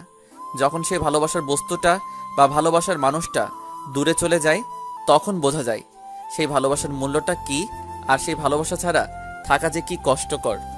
জানি না এখন তুমি কোথায় আছো, কিন্তু যেখানেই থাকো ভালো থেকো, আর আমি তোমাকে খুব তাড়াতাড়ি খুঁজে বের করব। তুমি এই দেশের যে কোনো প্রান্তেই থাকো না কেন, আমি তোমাকে সেখান থেকে খুঁজে আনবো আমার আবার বুকে। তুমি যদি ভেবে থাকো আমি তোমার খোঁজ করব না, তাহলে সেটা ভুল ভাবতেছো। আমি তোমাকে খুঁজবো, কারণ আমি বুঝতে পেরেছি তুমি আমার কতটা জুড়ে আছো। ভালোবাসি প্রিয়, খুব ভালোবাসি। খুব তাড়াতাড়ি তোমাকে খুঁজে বের করব। তুমি কোথায় থাকো, কি করো, আমি কিচ্ছু জানি না, আমি শুধু তোমাকে চাই। আমি যে কোনো প্রকারে আমি তোমাকে চাই, তোমাকে ছাড়া আমি কখনোই বেঁচে থাকতে পারবো না। ভাইয়া, আমি এখানে একটা কাজের সন্ধানে এসেছিলাম। এখানে আমার একটা প্রজেক্টের কাজ চলতেছে। আমি এখানে ভালো হোটেল কোথায় পাবো থাকার মতো? আসলে ভাইয়া, আমি একটা হোটেলের মালিক, আর সেখানে আগে থাকার ব্যবস্থা ছিল না, এখন আমরা সেটাকে দোতলা করে উপরে থাকার ব্যবস্থা করছি। আপনি চাইলে আমার সাথে আসতে পারেন। তাহলে তো ভালোই হলো, আমাকে আর এত কষ্ট করতে হবে না। আচ্ছা ভাইয়া, তাহলে আপনি আমার সাথে আসতে পারেন, এখান থেকে 5 মিনিটের রাস্তা। তোমার ছেলে আমাকে এত পরিমাণ জ্বালাতন করছে, আর সহ্য হচ্ছে না, কিছু একটা করো তুমি। এটা কি ধরনের অসভ্যতামি? এরকম করতেছো কিসের জন্য? শান্ত হয়ে থাকো, আমি কাজ করতেছি, দেখতেছো না? আমি বাইরে যাবো, আমি করতে যাবো, আমাকে করতে নিয়ে যাও না, তুমি পচাও। তোমাকে বলছি না কালকে বন্ধ থাকবে, তখন সবাই মিলে ঘুরতে যাব। আর সবাই তোমাকে এই কথা বলে নাই? আমি এখন যাব, আমাকে এক্ষুনি নিয়ে যেতে হবে, না হলে কিন্তু কান্না করবো। তুমি কিন্তু এখন অভদ্র হয়ে যাচ্ছ, এটা আমি তোমাকে শিখাইনি, বোঝাই নাই।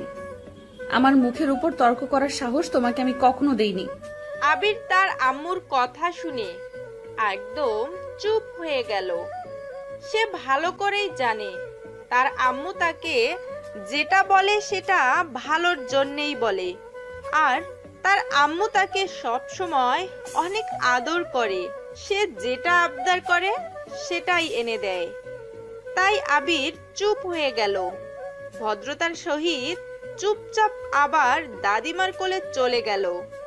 আনিশা নিশ্চিন্তেই আবার কাজে মনোযোগ দিল, কারণ তার এখন আর কোনো টেনশন হবে না। তার ছেলে যখন একবার কথা শুনেছে, সারাদিন সেই কথা পালন করবে। কিন্তু মাঝে মাঝে একটু ঝামেলা করে, ছোট বাচ্চা তো তাই।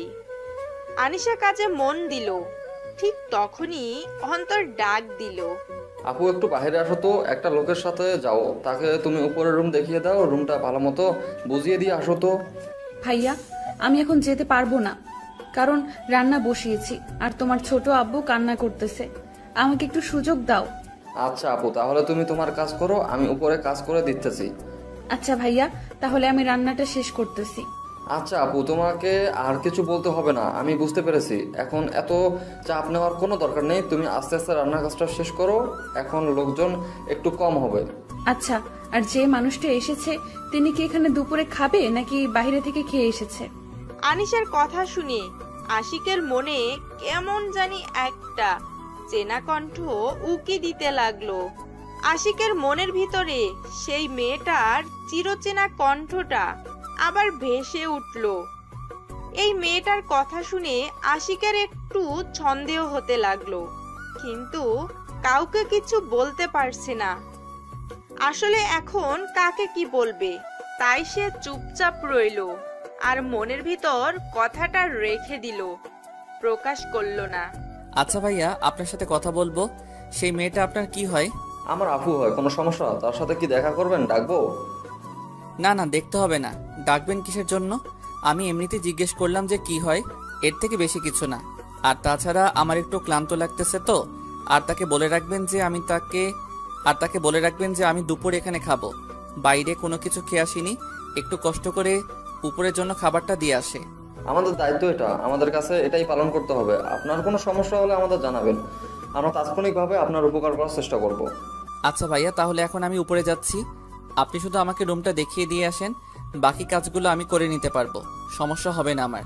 তারপর আশিককে অন্তর তার রুম দেখিয়ে দিয়ে নিচে নেমে আসলো।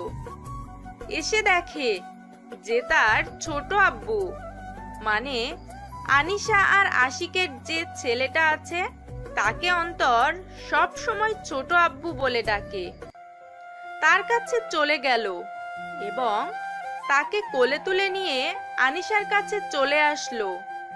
অন্তর আনিশার সাথে কোনো কথা না বলে চুপচাপ সেখানে দাঁড়িয়ে আনিশার রান্নার প্রতিভা দেখতে লাগলো। কারণ আনিশার রান্নার যে এইরকম একটা গুণ আছে সে কখনো কল্পনাও করতে পারেনি।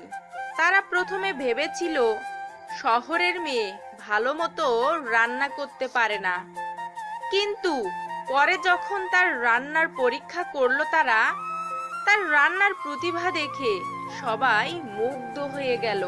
আর আনিশা আসার পর থেকে তাদের ব্যবসা এতটা লাভবান হতে ছিল, তারা যেটা কল্পনার বাইরে ছিল। তারা কখনো কল্পনা করতে পারেনি যে এই মেয়েটা তাদের ভাগ্য খুলে দিবে। আর আনিশা যখন একদম ভরপুর প্রেগনেন্ট হয়ে পড়েছিল তখন তাকে কোনো কাজ করতে দেওয়া হয়নি, নিজের বোনের মতো দেখেছিল ছেলেটা আনিশাকে। এভাবে তাকিয়ে আছিস কিসের জন্য বুঝতেছি না তো, ব্যাপার কি? কোনো কিছু বলবি? কিছু না তো, আমি তো তোমার রান্না দেখতেছিলাম আর শেখার চেষ্টা করতেছিলাম একটু। তুই আর কত আমার কাছ থেকে রান্না শিখতে চাইবি বলতো? আমি এখানে আসার পর থেকে তুই আমার রান্না শিখতে চাচ্ছিস, কিন্তু তুই মনোযোগ দিয়ে কোনো কিছুই করিস না। এখন শিখে কি করবো? তুমি তো থাকবে, চলে যাচ্ছ না তো, এখানেই থাকবে তাই না? অনেক সময় পড়ে আছে শেখার জন্য, শিখে নেব। সেটা অবশ্য ঠিক বলেছিস। এবার তোর একটা গতি করতে হবে, তোর জন্য তো একটা লাল টুকটুকে বউ এনে দিতে হবে। একা একা আর কতদিন থাকবি? আমার কথা বাদ দাও, তুমি কবে আমার জিজুকে এনে দিবা সেটা বলো। ছেলেটা তো আর একা একা বড় হবে না, তাই বাবার প্রয়োজন হবে। আমার ছেলেকে বড় করতে আমি একাই যথেষ্ট, আমার সঙ্গীর প্রয়োজন হবে না। আমি চাই না আর কারো জীবনে জড়িয়ে যেতে। তাই বলে তুমি এভাবে সারা জীবন অপেক্ষা করবে সেই মানুষটার জন্য? আমি কারোর জন্য অপেক্ষা করি না, আমি আমার গতিতে চলি। তুই ভালো করে জানিস আমি কারোর জন্য অপেক্ষা করি না। আমি আমার ছেলেকে নিয়ে সারা জীবন কাটিয়ে দেওয়ার স্বপ্ন দেখেছি, যখন শহর ছেড়ে গ্রামে চলে এসেছিলাম তখন থেকেই। আচ্ছা, আমার ভুল হয়ে গিয়েছে, আর আমি কখনো এই কথাগুলো বলবো না, কারণ তোমার মন খারাপ হয়ে যায়। আমি লক্ষ্য করেছি অনেক দিন, তাই আর তোমাকে এই কথাগুলো আমি বলতে চাচ্ছি না। আচ্ছা, ছেলেটা কোথায় থেকে এসেছে? তাকে দেখে কি মনে হয় যে এখানে থাকতে এসেছে নাকি এমনিতেই 2 দিন থেকে চলে যাবে? দেখে তো মনে হলো থাকবে, মনে হচ্ছে। দেখি পরে কথা বলবো, সমস্যা নেই। টাকার কথা বলেছিস, অনেক তো হলো। এভাবে অনেক মানুষ তো ফাঁকিবাজি করে চলে গিয়েছে, তাই আর মানুষকে এভাবে প্রশ্রয় দেওয়া হবে না। আমি বাইরে গেলাম, তুমি একটু কষ্ট করে খাবারগুলো তার ঘরে পৌঁছে দিও আর টাকার কথা বলে এসো। আচ্ছা, দুজনে তো বেরিয়ে যাচ্ছিস, বেরিয়ে গেলে তো তোদের খোঁজ খবর কিচ্ছু পাওয়া যাবে না। তাড়াতাড়ি ফিরে আসিস, বুঝছিস? মামা ভাগ্নে যেখানে আপদ বিপদ নেই সেখানে আমরা একসাথে যতক্ষণ আসছি আমাদের কোনো আপদ বিপদ আসবে না আল্লাহর রহমতে। সেটা না হয় বুঝলাম, কিন্তু তাড়াতাড়ি ফিরে আসিস, বুঝছিস? কথাটা বলে অন্তর আবিরকে নিয়ে বেরিয়ে পড়ল। আনিশা আবার রান্নার কাজে ব্যস্ত হয়ে পড়ল। রান্নার কাজ শেষ করে সবকিছু ঠিকঠাক রেখে রুমে চলে আসলো গোসল করে। অনেকক্ষণ যাবত রান্না করতেছিল, তো প্রচুর গরম লেগেছে, তাই গোসলটা করে নিল। এখনই তারপর সবকিছু ঠিকঠাক করে বাইরে বেরিয়ে আসলো। এসে উপরে যে মানুষটা আছে তার জন্য খাবার সুন্দর করে রেডি করতে লাগলো। আজকে আনিশা আর আশিকের মাঝে এমন একটা ঘটনা হতে চলেছে যেটা তারা কখনোই কল্পনা করেনি, যে এরকম একটা দিন আসবে আবার তাদের মাঝে। এদিকে আশিক রুমটাকে সুন্দর করে পরিপাটি করে সাজিয়ে নিয়েছে, কারণ তাকে এখানে 2 মাসের মতো থাকতে হবে। তার জন্য সে তার বসের কাছ থেকে কিছু টাকা বেশি নিয়ে এসেছে। যে ছেলেটা একদিন কর্মচারী চালাতো, সেই ছেলেটা এখন অন্যের অফিসে কাজ করে। ভাগ্য যে কখন কাকে কোন প্রান্তে এগিয়ে নিয়ে দাঁড় করিয়ে দেবে সেটা বোঝা বড়ই মুশকিল। তারপর আনিশা খাবারগুলো নিয়ে উপরে চলে আসলো, আর আশিক এদিকে রুমে বসে তার ল্যাপটপে অফিসের কাজ করতেছে। আশিক কাজ করতেছিল, তখনই আনিশা বাইরে থেকে এসে কলিং বেলটা বাজিয়ে দিল। আশিক তার ল্যাপটপ রেখে দরজা খোলার জন্য এগিয়ে আসতে লাগলো। তারপর আশিকের রুমের দরজাটা খুলে দিয়ে মাথা নিচু করে রয়েছে, তাই সামনে থাকা মানুষটা কাছে থেকে না দেখেই খাবারগুলো হাতে নিয়ে নিল। আর এদিকে আনিশা, সেও মাথা নিচু করে আছে, কোনো কথা বলতেছে না, খাবার প্লেট এগিয়ে দিয়ে দাঁড়িয়ে আছে। আপনি কি এখানে থাকবেন নাকি 2 দিনের ভেতর চলে যাবেন?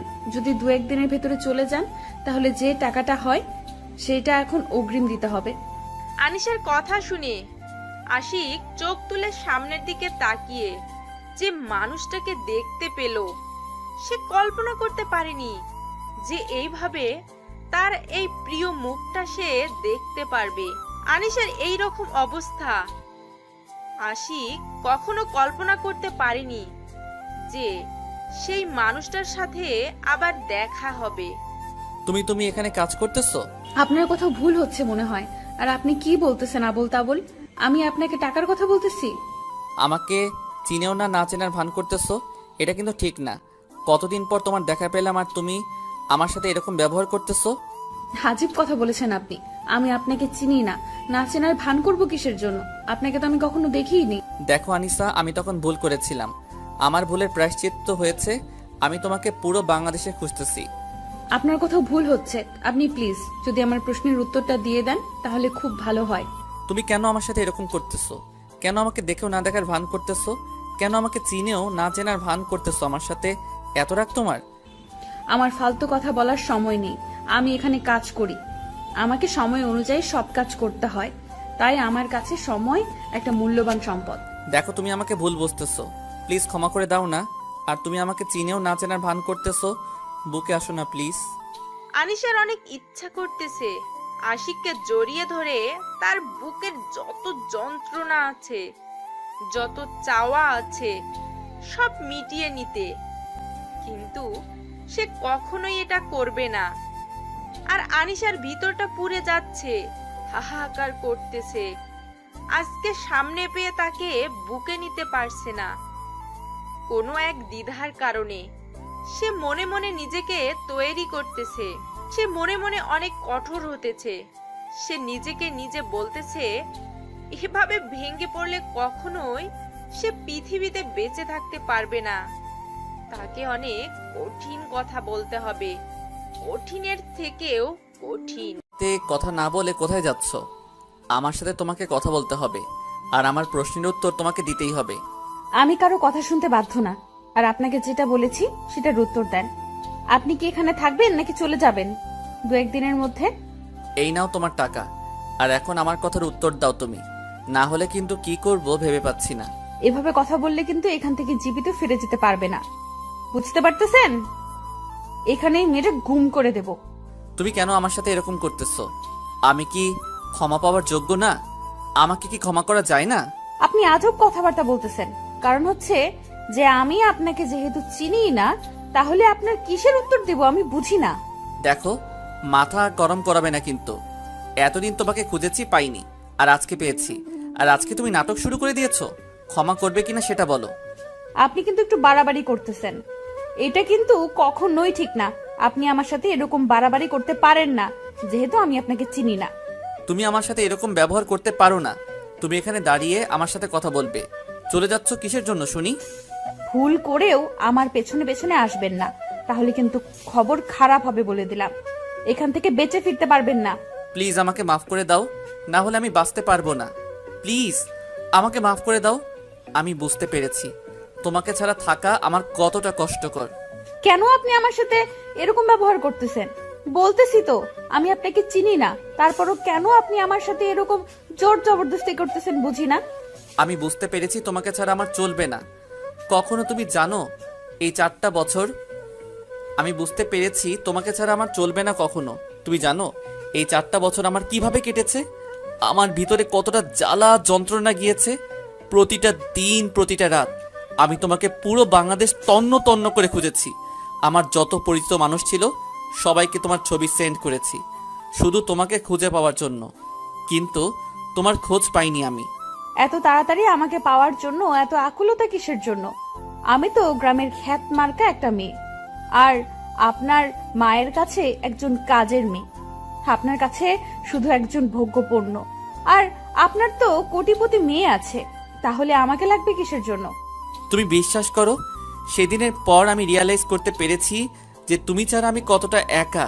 তোমাকে ছাড়া আমি কখনোই চলতে পারবো না এতটা পথ। এতদিন যেহেতু চলতে পেরেছেন, তাহলে এখনো চলতে পারবেন, কোনো সমস্যা হবে না। আমাকে আমার মতো থাকতে দেন, আর আপনি আপনার মতো এখানে কাউকে বলবেন না যে আপনি আমার সেই অতীত।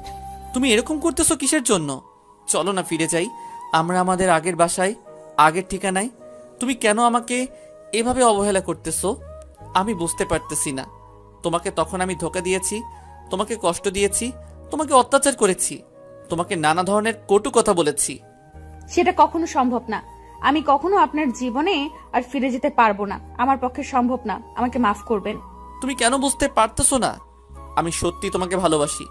তোমাকে ছাড়া আমি আর চলতে পারবো না। এতদিন যে আমি কি কষ্টটা পেয়েছি, আজকে তোমাকে দেখার পর জানো আমার বুকে কি একটা শান্তি বিরাজ করতেছে। আমি বলতেছি আপনি আমার পেছনে আর কখনোই আসবেন না। এখন থেকে আমাদের আর কখনো কথা হবে না, এখানেই শেষ। কি বলতেছো এসব কথা? আমি বুঝতেছি না। আমি তোমাকে ছাড়া থাকতে পারবো না। প্লিজ তুমি আমাকে মাফ করে দাও। প্লিজ প্লিজ প্লিজ, আমি তোমার হাতে ধরে বলতেছি, তাও তুমি আমাকে মাফ করো। এখানে কিন্তু সিন ক্রিয়েট করতেছেন আপনি। যে কেউ দেখে ফেললে আমার মান সম্মান চলে যাবে। এখানে সম্মানী ব্যক্তি একজন আমি। সবাই তো আমাদের পরিচয়টা জানে না, তার জন্য হয়তো এরকম ভাববে, কিন্তু আমাদের তো যায় আসে না, তাই না? আমরা স্বামী স্ত্রী। কিসের স্বামী স্ত্রী? আমরা কোনো সময় স্বামী স্ত্রী না। আপনি আমার সাথে কোনো কথা বলবেন না, এখান থেকে চলে যান বলছি। আর যদি থাকতে চান তাহলে আপনি আপনার মতো থাকেন, আর আমার মতো আমাকে থাকতে দেন। আমাকে এখন ডিস্টার্ব করবেন না। আপু, তুমি এখানে কি করতেছো? আর এই মানুষটাকে কি চেনো, নাকি তোমাদের কথা কিছু শুনলাম তাতে মনে হচ্ছে তোমরা একে অপরকে চেনো? সেরকম কিছু না, আমরা এমনিতেই কথা বলতেছিলাম টাকার বিষয় নিয়ে, আর সেখান থেকে এমনিতেই একটু কথা বলতেছিলাম, তার থেকে অন্য কিছু না। আর তুই ওকে এখানে নিয়ে এসেছিস কিসের জন্য? কান্না করতেছিল, তোমার কাছে নাকি যাবে, তার জন্য নিয়ে আসলাম। আর তুমি এখানে কি করো? নিজের কাছে আসো, একটু অপরিচিত মানুষের সাথে তোমার কিসের কথা? আমিও তাই বলতেছিলাম ওনাকে, যে আমার সাথে এত কথা না বলে তোমার সাথে কথা বলতে বলেছিলাম। কিন্তু দেখো আমাকে উল্টা প্রশ্ন করতেছে। এই মানুষটাকে বুঝিয়ে বল তিনি যেন যা কথা আছে তোর সাথে বলে, আমার সাথে যেন কোনো কথা না বলে। তুমি তাহলে আবিরকে নিয়ে নিচে যাও, আমি ওনাকে বুঝিয়ে বলতেছি। যদি না বোঝে তাহলে ওনাকে এখান থেকে তাড়িয়ে দেবো। এর থেকে তো আর কোনো সমাধান থাকবে না, তাই না? উনি টাকা দিয়ে ফেলেছে, তাই তাকে তাড়িয়ে দেওয়া যাবে না। আর কথা হচ্ছে তিনি থাকতে চায় থাকবে, আমাদের তো সমস্যা নেই, কিন্তু যা কথাবার্তা আছে শুধু তোর সাথে বলবে, আমি আর উপরে আসবো না। আচ্ছা, তাহলে তুমি আবিরকে নিয়ে যাও, আমি তাকে বুঝিয়ে বলতেছি, তোমার কোনো সমস্যা হবে না। তোকে এখানে কোনো কথা বলতে হবে না, তুই চুপচাপ আমার সাথে আয়। এখানে তো আর কোনো কথা বলা লাগবে না। সেটা তো বলেই দিলাম, উনি তো শুনে নিয়েছে, তাই না? ছেলেটা কিন্তু অনেক কিউট হয়েছে। আর কতদিন এভাবে চলবে? সে তো একা একা আর বড় হতে পারবে না। লোকটা কি বলতেছে আপু, আর আমি কি ধরে নিতে পারি এই ব্যক্তি তোর অতীত? তোকে এখানে থাকতে হবে না, তুই চল তো আমার সাথে। আর ওনার যা লাগে আমি সব কিছু দিয়ে রেখেছি। আর রাতের আগে কোনো কথা বলা লাগবে না। উনি কাজের সন্ধানে এসেছে, কাজ করুক, আমাদের কি? আমি যেটা বলেছি ভেবে দেখো, কিন্তু আমি কিন্তু তোমাকে না নিয়ে এখান থেকে কোথাও যাব না, সেটা মাথায় রেখো। আপনি এসব কি বলতেছেন? আমার আপুকে আপনি কোথায় নিয়ে যাবেন? আপনাকে এখানে থাকা লাগবে না, এই নেন আপনার টাকা, আপনি চলে যান এখান থেকে। আপনাকে আমি এখানে রাখতেছি না। বড়দের সম্মান দিয়ে কথা বলো অন্তর, না হলে কিন্তু থাপ্পড় খাবি। বড়দের সম্মান দিয়ে কথা বলো অন্তর, না হলে কিন্তু থাপ্পড় খাবি। এখান থেকে চল আমার সাথে। আর এখানে এক মুহূর্তও থাকতে চাচ্ছি না। উনি থাকবে, টাকা দিয়েছে, ওনার খাবার সময় মতো পৌঁছে দিবে, ঝামেলা শেষ। আচ্ছা আপু, তুমি যেহেতু বলতেছো সেটাই হবে। আমি আর এখানে কোনো কথা বলবো না।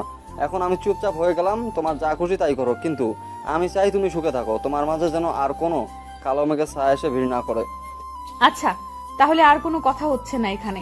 যে যার মতো আছে থাকবে, আমরা কেউ কাউকে ডিস্টার্ব করব না। সে যেন আমাদের কাউকে ডিস্টার্ব না করে, তাহলেই চলবে। তুমি এত কথা বলতেছো কিসের জন্য আমি বুঝতেছি না। তুমি চলো আমার সাথে, আর এখানে এক মুহূর্ত তোমাকে দেখতে যাচ্ছি না। তোমার উপর আসা নিষেধ। অন্তর, আবির, আনিশা তিনজনের নিচে চলে আসলো। কিন্তু আনিশার মনের ভিতর অজানা একটা মায়া কাজ করতেছে। সে নিজের অজান্তেই পিছনে ফিরে আশিকের দিকে এক পলক তাকিয়ে নিল। যখন আনিশা আশিকের দিকে তাকিয়েছিল, আশিক তখন আনিশার দিকে তাকিয়ে চোখ মেরে দিল। আনিশা তখন আশিকের দিকে রাগী দৃষ্টিতে তাকিয়ে রইল। আর আশিক তখন তার সেই মায়াবী মুস্কি হাসিটা দিয়ে দিল, যেটা দেখে আনিশা সহজেই আশিকের প্রেমে বারবার পড়ে যায়। কিন্তু সে নিজেকে এতটাই কঠিন করে তুলেছে যে এখন সেই মায়াটা আর কাজ করে না আশিকের উপর। তারপর আনিশা আবিরকে কোলে তুলে আদর করলো, কপালে একটা চুমু এঁকে দিল। আর আশিক সেটা দেখে রাগে ফুঁসতে লাগলো, কারণ তার ছেলে তার সামনে থেকে চলে যাচ্ছে, কিন্তু সে কাছে নেওয়ার মতো সাহস পাচ্ছে না, কারণ সে তো একটা অপরাধী। তার অপরাধের ক্ষমা হয় না। সে যে ভুলগুলো করেছে সেটা কখনোই ক্ষমা পাওয়ার মতো না, কারণ যখন সে প্রেগনেন্ট ছিল তখন তো আশিক তাকে দূর দূর করে তাড়িয়ে দিয়েছিল তার বাসা থেকে। একটা মেয়ের যখন স্বামীকে সব থেকে বেশি কাছে থাকা প্রয়োজন, তখনই তো আশিক তাকে দূরে ঠেলে দিয়েছিল। কিন্তু আশিক মনে মনে ভাবতেছে সে এরকম ভুল আর কখনো করবে না। সেটা ভেবে মুস্কি হাসি দিয়ে সে রুমের ভিতর চলে আসলো, আবার ফোনটা হাতে নিল। হ্যালো আব্বু, আমি তোমার বৌমাকে খুঁজে পেয়েছি। আজকের দীর্ঘ 4 বছর পর তুমি আয়োজন করা শুরু করে দাও। আমি খুব শীঘ্রই তোমার বৌমাকে নিয়ে যাচ্ছি। কি বলতেছিস, সত্যি নাকি? আমার বৌমাকে তুই খুঁজে পেয়েছিস? আর তার এখন কি অবস্থা? আমি তার কাছে যাব, তুই আমাকে ঠিকানা সেন্ড কর, আমি আজকে রওনা দেব। তোমাকে এখানে আসতে হবে না, আমি খুব তাড়াতাড়ি তাকে নিয়ে বাসায় ফিরে আসব। আর তুমি টেনশন করবে না। আর তোমার একটা ফুটফুটে নাতি আছে। কি বলতেছিস তুই, সত্যি নাকি? এটা তাহলে তো আমি আর এখানে থাকছি না। তুই কোথায় আছিস আমাকে তাড়াতাড়ি ঠিকানা সেন্ড কর, আমি এক্ষুনি রওনা দেব। আচ্ছা, আমি তোমাকে মেইল করে ঠিকানা সব কিছু পাঠিয়ে দিচ্ছি। তুমি এসে তাদেরকে একটু ম্যানেজ করো। তোমার বৌমা আমার উপর অনেক রাগ করে আছে, যার জন্য আমার সাথে কথাই বলতেছে না। তোর বাপ থাকতে তোকে এত টেনশন করতে হবে না। আমি যাচ্ছি তো, দেখবি সব ঠিকঠাক হয়ে যাবে। আর তুই তাকে নিয়ে ফিরে আসতে পারবি। আর আমি একটা খেলার সঙ্গী পেলাম। আচ্ছা আব্বু, তাহলে তোমার সাথে পরে কথা হবে। এখন আমি ফোনটা রাখতেছি, তোমার সাথে পরে কথা বলবো এই বিষয় নিয়ে। আর তোমাকে ঠিকানা সেন্ড করতেছি, তুমি চলে আসো। কি নিয়ে এত টেনশন করতেছো তুমি? বুঝতেছি না, এত সমস্যা কিসের? আমি আবার কি নিয়ে টেনশন করব? আমি তো ঠিক আছি। আর আমাকে দেখে কি মনে হচ্ছে আমি টেনশনে আছি? এখন আমাকে কাজ করতে হবে, আমাকে কাজ করতে দে। আপু, দুলাভাই কিন্তু দেখতে অনেক হ্যান্ডসাম, দেখতে সত্যিই অনেক সুন্দর, তাই না? তুই যদি আর একবার আমার সামনে এমন নোংরা মানসিকতার কথা তুলেছিস, তাহলে কিন্তু তোর খবর আছে বলে দিলাম। তাই সাবধানে থাকিস, আর ওই মানুষটার সাথে কোনো কথা বলবি না। তুই শুধু কাজের কথা ছাড়া অন্য কোনো আজাইরা কথা তো বলবিই না। আচ্ছা আপু, তুমি যা বলবে তাই হবে, আমি কোনো কথা বলবো না, আমি চুপচাপ থাকবো, শুধু কাজের কথাই বলবো। এখন তাহলে তুমি কাজ করো, আমি আমার আব্বুর সাথে খেলা করি। তুমি এদিকে আসো, তোমার সাথে কথা আছে। আপনাকে আমি কি বলেছিলাম আপনি আমার সাথে কথা বলবেন না, তারপরও কেন আপনি এখানে এসেছেন? বললাম না কথা আছে। এত কথা বাড়াও কিসের জন্য? আমি কাজ করতেছি এখন, এখন আমি কোথাও যেতে পারবো না। আপনার সাথে আমার কোনো কথা নেই। আচ্ছা, আমার সাথে তোমার কোনো কথা বলতে হবে না। আমি আমার ছেলেকে নিয়ে যাচ্ছি, পারলে তুমি আটকে দিও আমাকে। কি বললেন? আরেকবার বলুন তো শুনি। আপনাকে এখানে আমি মেরে ফেলবো তাহলে। আমার সন্তানের দিকে যদি নজর দিয়েছেন। সন্তানটা তোমার একার না, তাই না? আমি যদি এখন কোর্টে যাই তাহলে কিন্তু আমার পক্ষে রায় দেবে। তার থেকে আমি কোনো ঝামেলা করতে চাচ্ছি না। আমি চাই না আপনার সাথে কোনো ধরনের ঝামেলা বাড়াতে। আপনি শুধু আমার লাইফ থেকে সরে গেলেই হবে। আমি আপনার কাছ থেকে ক্ষমা চাচ্ছি। এখন সব তোমার হাতে। তুমি কি আমার সাথে যাবে নাকি এখানে থাকবে? যদি এখানে থাকতে চাও তাহলে আমি আমার সন্তানকে নিয়ে যাব। কেন এরকম করতেছেন? আপনি তো চেয়েছিলেন যে আমি আপনার লাইফ থেকে সরে যাই, আমি তো সরে এসেছিলাম। তারপরও কেন আপনি আমার সাথে এমন করবেন? আমি এত কথা বলতে পারবো না। আব্বু আসতেছে এখানে, তুমি রেডি থেকো। আব্বু আসার পর আমরা এখান থেকে বেরিয়ে পড়ব। তোর এত বড় কলিজা, আমার আপুকে হুমকি দিচ্ছিস? তোকে আমি এখানে জ্যান্ত পুঁতে ফেলবো। দেখো ভাইয়া, তোমার সাথে আমার কোনো শত্রুতা নেই। এখানে তুমি তাকে আশ্রয় দিয়েছিলে, তাকে কাজের মেয়ের মতো খাটিয়ে দিয়েছো। আপনার এত বড় সাহস আমার আপুর নামে এরকম কথা বলতেছেন? আমি আমার আপুকে সবসময় মাথায় তুলে রেখেছি। সেটা তো আমি দেখতে পাচ্ছি, কি করতেছেন আর কি না করতেছেন। এখন কোনো কথা বলবেন না। এখানে আমাদের স্বামী স্ত্রীর মাঝখানে। কিসের স্বামী স্ত্রী? যখন আমার আপু মৃত্যুপথযাত্রী ছিল তখন কোথায় ছিল এই দাবি আপনার? তখন কোথায় ছিল এইরকম বাবা হওয়ার অধিকার? আমি তার জন্য ক্ষমা প্রার্থী। আমি সত্যি অনেক বড় অপরাধ করেছি। আমি তার সাথে অনেক বড় অন্যায় করেছি। আমি তার কাছে জোরহাত করে ক্ষমা চাইছি। তারপর সে কেন আমাকে ক্ষমা করবে না? কেন, মানুষকে কি ক্ষমা করা যায় না? তার জন্য একটা মানুষের উপর চাপ প্রয়োগ করে তাকে এখান থেকে নিয়ে যেতে পারেন না। তিনি যদি যেতে চান তাহলে যাবে, আর যদি যেতে না চায় আপনার বাপেরও কাটাম নেই আপুকে এখান থেকে নিয়ে যাওয়া। দেখো ভাইয়া, তোমার সাথে আমি রাগারাগি করতে চাচ্ছি না। তুমি যেটা বলতেছো তোমার দিক দিয়ে ঠিক হচ্ছে, কিন্তু আমি যেটা করতেছি আমার দিক দিয়ে ঠিক আছে, কারণ আমি অপরাধী। তাই তুমি যেটা বলবে সেটা এখন আমাকে মাথা পেতে নিতে হবে।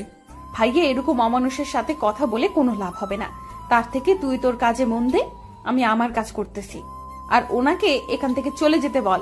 আচ্ছা আপু, তুমি যেটা বলবে সেটাই হবে। ভাইয়া আপনি এখান থেকে চলে যান, আমাদের কাজের ডিস্টার্ব হচ্ছে। আপনি এখানে থাকলে আমাদের কাস্টমাররা কী ভাববে বলেন তো?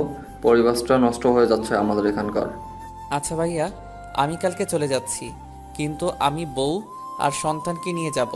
আমার আব্বু এখানে একটু পরে এসে পৌঁছাবে। আমি তখন এখান থেকে আমার সন্তানকে নিয়ে যেতে যাচ্ছি। আশা করি কেউ মানা করবে না। আচ্ছা, আপনি আপনার সন্তানকে নিয়ে যেতে চাচ্ছেন, তাহলে এখানে উকিলকে এনে নিয়ে যেতে হবে। কারণ আমরা এলাকার মানুষ সবাই জানি এই আপুটা কত কষ্ট করে তার সন্তানকে লালন পালন করেছে। আপনি এসে বললেন আর আমরা তাকে যেতে দিলাম, এত সহজ না। আচ্ছা তাহলে তাই হবে। আমি সব কিছু কমপ্লিট করি, তারপর আমার সন্তানকে এখানে নিতে আসব। আমি তাহলে আজকে সন্ধ্যার পর এখান থেকে বেরিয়ে পড়ব। তাহলে আপনার সাথে কোর্টে লড়াই করতেছি আমরা প্রস্তুত, কারণ আমাদের তো আর উকিলের কেনার টাকা লাগবে না। আমার বাবা নিজে একজন উকিল। এত কথা হচ্ছে কেন? এখানে উনি ওনার সন্তানকে নিয়ে যেতে চাইলে আমরা দিয়ে দিব। কি বলতেছো আপু এসব কথা? তোমার মাথা ঠিক আছে? তুমি কি বলতেছো? মাথায় কি কিছু আছে? তুমি এত কষ্ট করে সন্তান লালন পালন করতেছো আর তাকে ছেড়ে দিবে এত সহজে? আমি চাই না আমার জন্য কারো কোনো ক্ষতি হোক, বা আমার জন্য আঙ্কেল এত বড় একটা ঝুঁকি নিয়ে কাজ করবে, তার সামনে কোনো বিপদ হতে পারে। কারণ খারাপ মানুষ কখনো মানুষের ভালো দেখতে পারে না। তুই তাহলে একা কিভাবে থাকবি? এতদিন ধরে না হয় আমাকে বলতিস যে তোর সন্তানকে নিয়ে তুই সারা জীবন কাটিয়ে দিবি, এখন? আমার কথা বাদ দে তো, এখন তোর কথা তুই ভাব, আর আমার যা কপালে আছে তাই হবে। আর এই যে মিস্টার, আপনি আপনার সন্তানকে নিয়ে যেতে পারেন, আমরা কেউ কোনো রকম বাধা প্রদান করব না। আমার সন্তান কেন? আমি সন্তানের মাকে নিয়ে যেতে এসেছি আর সন্তানকে নিয়ে যেতে এসেছি। তাহলে একজনকে নিয়ে অন্যজনকে ছেড়ে দেব কিসের জন্য? দেখেন, আমি এত কথা বলতে পারবো না আপনার সাথে। দেখেন, আমি এত কথা বলতে পারবো না আপনার সাথে। আপনি এখান থেকে চলে যান, সেটাই ভালো হবে। আর আপনি আপনার সন্তানের দাবি করেছেন, আপনার সন্তানকে আমি দিয়েছি, নিয়ে চলে যান এখান থেকে। আমার উপর আপনার কোনো দাবি থাকবে না। কথাটা মাথায় রেখো, এখনো তুমি আমার বউ আছো, তাই তোমার উপর অধিকার আমার আছে। আমি আপনার কোনো কথা শুনতে রাজি না। আমি নিজে করে নিজে খাই, আপনার কথা শুনবো কিসের জন্য? আর যখন প্রয়োজন ছিল তখন তো আমাকে ব্যবহার করেছেন, আর এখন প্রয়োজন আছে আবার নিয়ে যাচ্ছেন। আমার ব্যবহার করে ছেড়ে দেবেন না, এটাই আপনার লক্ষ্য, তাই না? দেখো, আমি কোনো কথা বলতে চাচ্ছি না, যেটা বলতেছি সেটাই হবে। আমি কোথাও যেতে পারতেছি না এখান থেকে। আমি এখানেই থাকবো, এখানেই মরবো, এখানেই আমার মাটি হবে। আমি এখান থেকে কোথাও যাব না। আব্বু চলে এসেছে, দেখো এখন তো একটু নিজেকে সামনে রাখো, নিজেকে কন্ট্রোলে রাখো। সামনে গিয়ে তাকে রিসিভ করে নিয়ে আসো। আমি পারবো না। কিসের জন্য যাব? আমার তো এখানে আপনাদের কাউকে চিনি না। সো আপনারা আপনাদের মতো থাকেন। এবার কিন্তু বাড়াবাড়ি হয়ে যাচ্ছে, ভালো হবে না বলে দিলাম। তাই যেটা বলতেছি সেটাই করো। আনিশা কোনো কথা না বলে চুপচাপ সে রান্নাঘর থেকে বেরিয়ে আসলো। তারপর গুটি গুটি পায়ে নিজের মুখে কাপড় মরিয়া দিয়া লোকটাকে রিসিভ করে আনলো। কালাম সাহেব এখন পর্যন্ত বুঝতে পারেনি যে এটা তার সেই আদরের বৌমা, যাকে তিনি নিজের থেকেও বেশি বিশ্বাস করতেন। আর সেই বাড়িতে আনিশার একমাত্র ভরসা ছিল এই লোকটি। তাই আনিশার নিজের অজান্তেই লোকটার কাছে চলে আসলো। কালাম সাহেব চুপচাপ মেয়েটার সাথে আসতে লাগলো, কিন্তু কালাম সাহেবের সন্দেহ হচ্ছে যে তার ছেলে না আসে মেয়েটা কেন আসলো এখানে। আর তারা তো এখানে দুজন আছে, তাহলে তাদের দুজনকে হাসি খুশি মুখে তাকে এখানে এসে রিসিভ করে নিয়ে যাওয়ার কথা ছিল। কিন্তু তার ছেলে বউ কোথায়? আচ্ছা মা, আমার ছেলে কি তোমাকে এখানে পাঠিয়েছে নাকি অন্য কেউ পাঠিয়েছে তোমাকে এখানে আমাকে রিসিভ করে নিয়ে যাওয়ার জন্য? আনিশা মহা বিপদে পড়ে গেল। কি বলবে না বলবে ভেবে পাচ্ছে না। সে যদি এখন কথা বলে তার কাছে ধরা খেয়ে যাবে, কারণ উনি একমাত্র ব্যক্তি যে সব সময় তার পাশে ছিল। তার মানে এখন যদি কথা বলে তাহলে ধরা খেয়ে যাবে, এটা শিওর। আনিশা কোনো কথা না বলে চুপচাপ বাড়িতে আসতে লাগলো। সেটা দেখে কালাম সাহেব বিরক্ত নিয়ে মেয়েটার সামনে এসে দাঁড়িয়ে পড়ল। কালাম সাহেবের সন্দেহ হতে লাগলো এটাই তার বৌমা। তার কি হাল হয়েছে এখন চেনা যাচ্ছে না, চেহারাটা আগের মতো নেই, নষ্ট হয়ে গিয়েছে। আমি তোমাকে যেটা বলেছি সেটার উত্তর দিচ্ছ না কিসের জন্য? আমি চিনে ফেলেছি। আপনাদের এরকম ঘটনা আমার ভালো লাগতেছে না। এক সময় বলেছিলেন যে বাসা থেকে বেরিয়ে না গেলে মেরে ফেলা হবে, আর এখন আমার পেছনে লেগে পড়েছেন কিসের জন্য? তুমি যেটা খুশি সেটাই বলতে পারো, আমি মাথা পেতে নেব, কারণ তুমি ভালো করে জানো আমার ব্যবহার। দেখেন বাবা, আপনারা এখান থেকে চলে গেলে আমি খুশি হতাম। আমি আমার সন্তানকে নিয়ে একটু সুখে থাকতে চাই। আমরা যে অশান্তিতে আছি তোমাকে ছাড়া, তুমি সেটা কেন বোঝো না? তোমাকে এই 4 বছর আমার ছেলে কোথায় না কোথায় খুঁজেছে। আমার মতো খ্যাত মার্কা মেয়েকে কেন খুঁজে যাবে? তার জন্য তো একটা মডার্ন বউ এনে দিলেই হইতো। তুমি যে মানুষটার উপর রাগ করে আছো সেই মানুষটা এখন আর পৃথিবীতে নেই। কি বলতেছেন এসব আপনি? আপনার মাথা ঠিক আছে? আমাকে মিথ্যা বলতেছেন। তুমি যখন বাসা ছেড়ে চলে এসেছিলে না, তখন সে তার ভুলটা বুঝতে পেরেছিল, আর তোমাকে খোঁজার জন্য রাস্তায় রাস্তায় সব সময় ঘুরে বেড়াইতো। আর হঠাৎ করে একদিন আমরা ফোন করে জানতে পারি যে সে... আব্বু, আপনি কান্না করলে কিন্তু আমি ভালো মতো থাকতে পারি না। আমার ভেতরে কিন্তু ভেঙে যায় একদম। আপনি ভালো করে জানেন, প্লিজ কান্না করবেন না।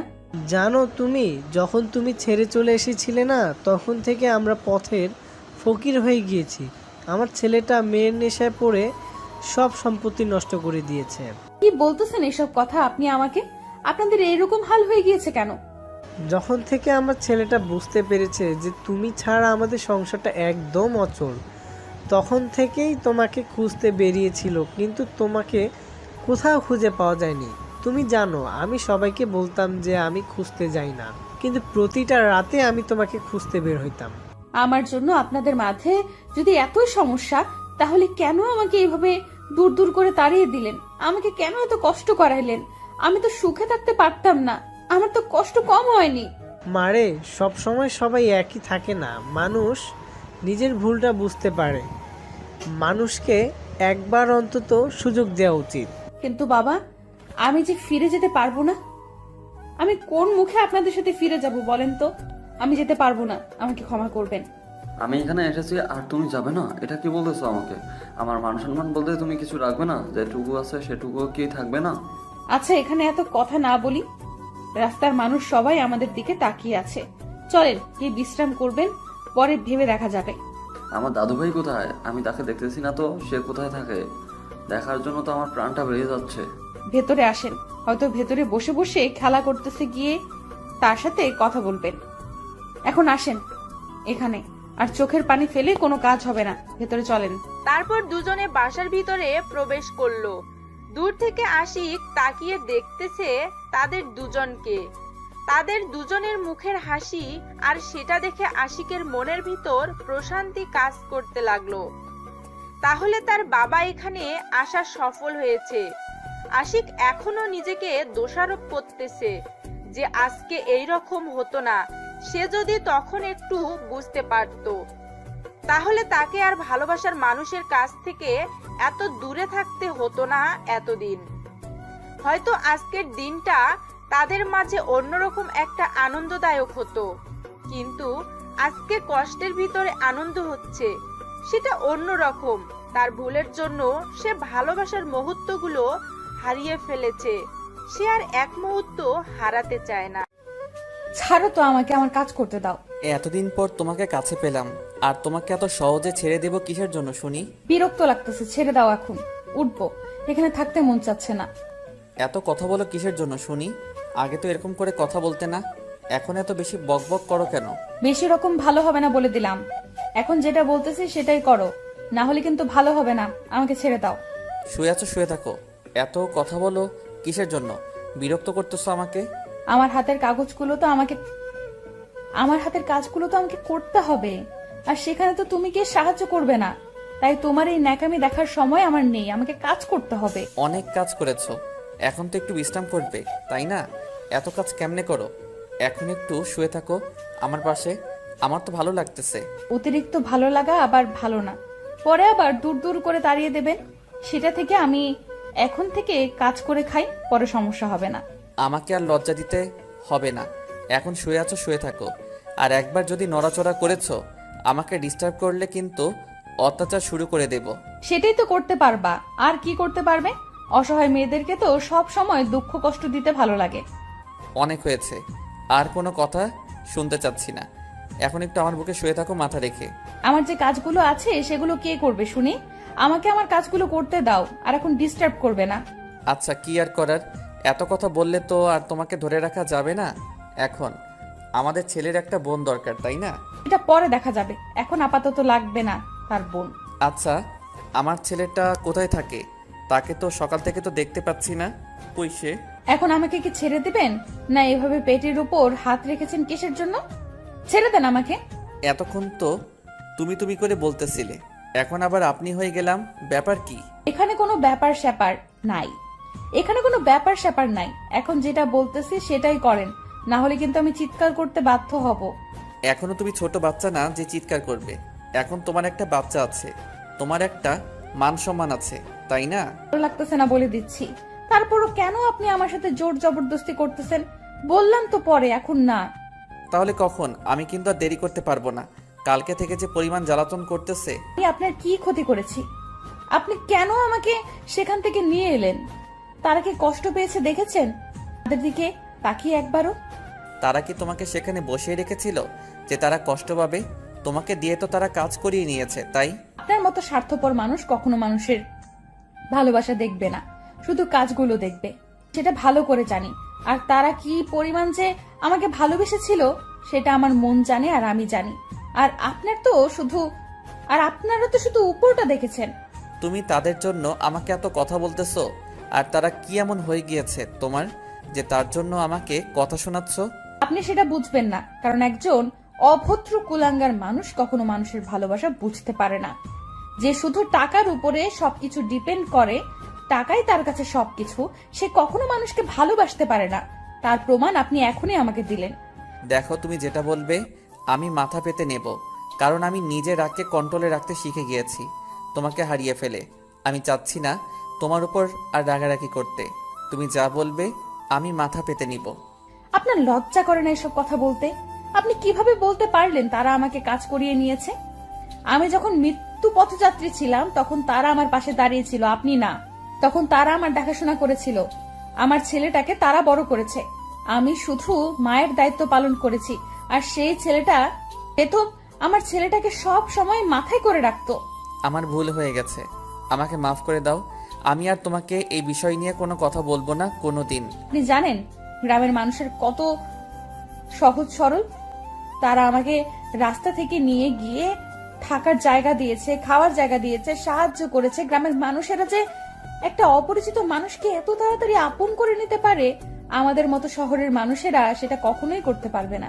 সেটা আমি ভালো করে জানি, কারণ গ্রামের মানুষরা অনেক ভালো হয়। কারণ আমি এই 4 বছর গ্রামে কাটিয়েছি, গ্রামের পরিবেশটাকে বোঝার মতো ক্ষমতাও হয়েছে এখন আমার। আচ্ছা, আমি এখন কাজগুলো শেষ করতেছি, পরে আপনার সাথে গল্প করব। সত্যি কথা বলতে এখন আপনাকে আমার কাছে বিরক্ত লাগে। আচ্ছা, তাহলে তুমি গিয়ে তোমার কাজগুলো শেষ করো, এখন আমি তোমাকে কোনো প্রকার ডিস্টার্ব করব না। আমার ছেলেটাকে গিয়ে কোলে তুলে নেন, আর তাকে আপনার নিজের পরিচয়টা দেন, কারণ বাবার ভালোবাসা তার একটু দরকার। তার থেকে যতই দূরে থাকবেন তো আমিও আপনার থেকে ততই দূরে চলে যাব, এটাই বাস্তবতা। কথাগুলো বলে আশিকের হাত সরিয়ে দিয়ে আনিশা বিছানা থেকে উঠে পড়ল। তারপর বাথরুমে গিয়ে হালকা ফ্রেশ হয়ে বেরিয়ে আসলো। আশিক এখনো সেখানে শুয়ে আছে, আর আনিশা সেদিকে কোনো লক্ষ্য না করে তার নিজের মতো করে কাজ করা শুরু করে দিল বাসার।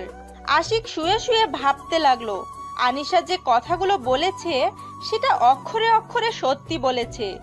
কারণ আশিকের মনের ভিতর টাকার মোহ এতটাই কাজ করেছিল যে সে প্রকৃত ভালোবাসাগুলো অনেক আগেই ভুলে গিয়েছে। সে শুধু টাকার নিচে পড়ে গিয়েছে। আশিক মনে মনে স্থির করলো, সে এখন আর টাকার পিছনে ছুটবে না। সে এখন অসহায় মানুষের পাশে দাঁড়াবে, তাদের ভালোবাসায় সে বেঁচে থাকবে এই সমাজের বুকে, আর তার ছেলের কাছে একজন আদর্শ বাবা হবে, আর তার স্ত্রীর কাছে আদর্শ একজন স্বামী হয়ে উঠবে। কথাগুলো মনে মনে ভাবতে ভাবতে আশিক তার বাপের কাছ থেকে তার সন্তানকে কোলে তুলে নিল। আবির আশিকের দিকে এক দৃষ্টিতে তাকিয়ে আছে, কোনো কিছু না বলে চুপচাপ আশিকের কোলে আছে।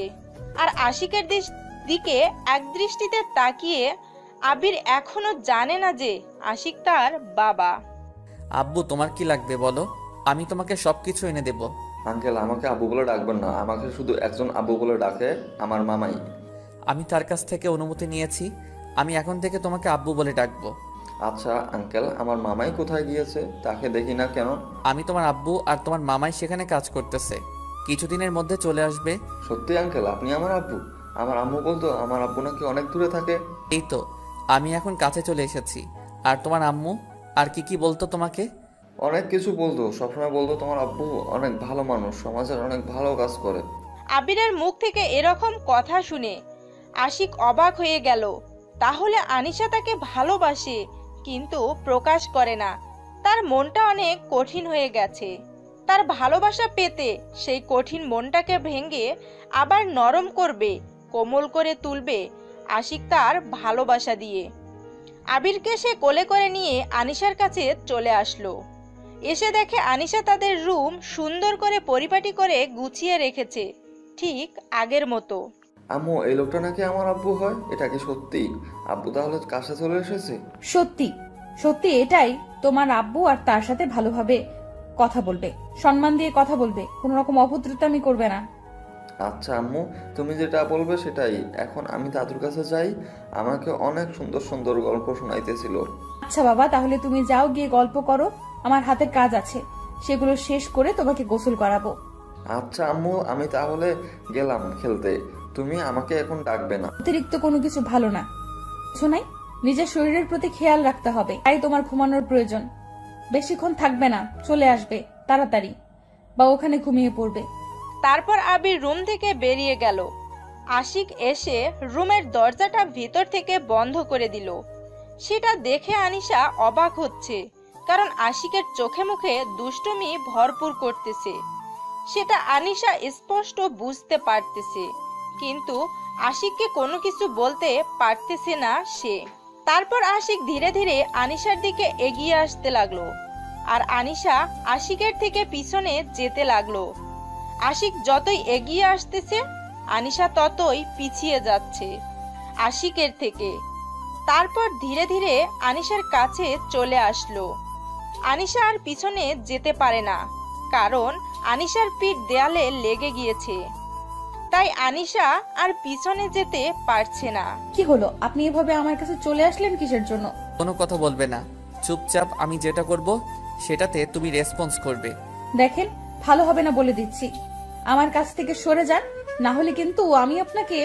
কিচ্ছু করতে পারবে না এখন। আমি তোমাকে ভালোবাসবো আর তুমি আমাকে ভালোবাসবে, এর থেকে বেশি কিছু হবে না বা কম কিছু হবে না। আপনি কিন্তু আমাকে জোর জবরদস্তি করতেছেন, এটা ঠিক না। আমি কিন্তু আবার চলে যাব, হারিয়ে যাব। আমি তো তোমার স্বামী, আমি কি তোমাকে ভালোবাসতে পারি না? আমি কি তোমাকে কাছে নিতে পারি না? তোমার কি সমস্যা? আমি কি সেটা একবারের জন্য মুখ দিয়ে বলেছি যে আপনি আমার কাছে আসলে বা আপনি আমাকে ভালোবাসলে বা আপনি আমাকে আদর করলে আমার সমস্যা হবে?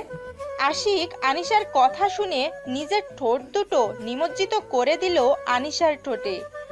কতদিন পরে সে এই তৃপ্তিটা অনুভব করতেছে। আশিক যখন আনিশার ঠোঁট নিজের ঠোঁটে নিয়েছে, আনিশার মনের হচ্ছে সে অন্যরকম একটা ফিলিংস কাজ করতেছে। আনিশার শরীরে বিন্দুমাত্র শক্তি নেই। আনিশা আশিকের শরীরের উপরে নিজের শরীরটা এলিয়ে দিল, আর আশিক আনিশাকে কোলে তুলে নিয়ে বিছানার উপর শুইয়ে দিল, আর আশিক তার উপর শুয়ে পড়ল। ধীরে ধীরে দুজনেই ভালোবাসার সাগরে পাড়ি জমাতে লাগলো, একে অন্যকে জড়িয়ে ধরে ভালোবাসার তৃপ্তি মিটিয়ে নিচ্ছে। এখনো আপনারা এখানে কি করতেছেন? আপনারা যান, আপনার ভালোবাসার মানুষটাকে খুঁজে নেন, আর তাকে বিয়ে করে তারপর তার সাথে ভালোবাসার মুহূর্তগুলো উদযাপন করেন। তার সাথে সুখ দুঃখের গল্পগুলো ভাগাভাগি করে নেন, তার সাথে সারা জীবন কাটিয়ে দেন। ভালো থাকবেন, সুস্থ থাকবেন সবাই, আর ঠিক সময়ে নামাজ আদায় করবেন। আর যত পারবেন তত নফল ইবাদতগুলো করবেন আল্লাহর কাছে। সব সময় নিজেকে বিলীন করে দিয়ে রাখবেন। আল্লাহ হাফেজ।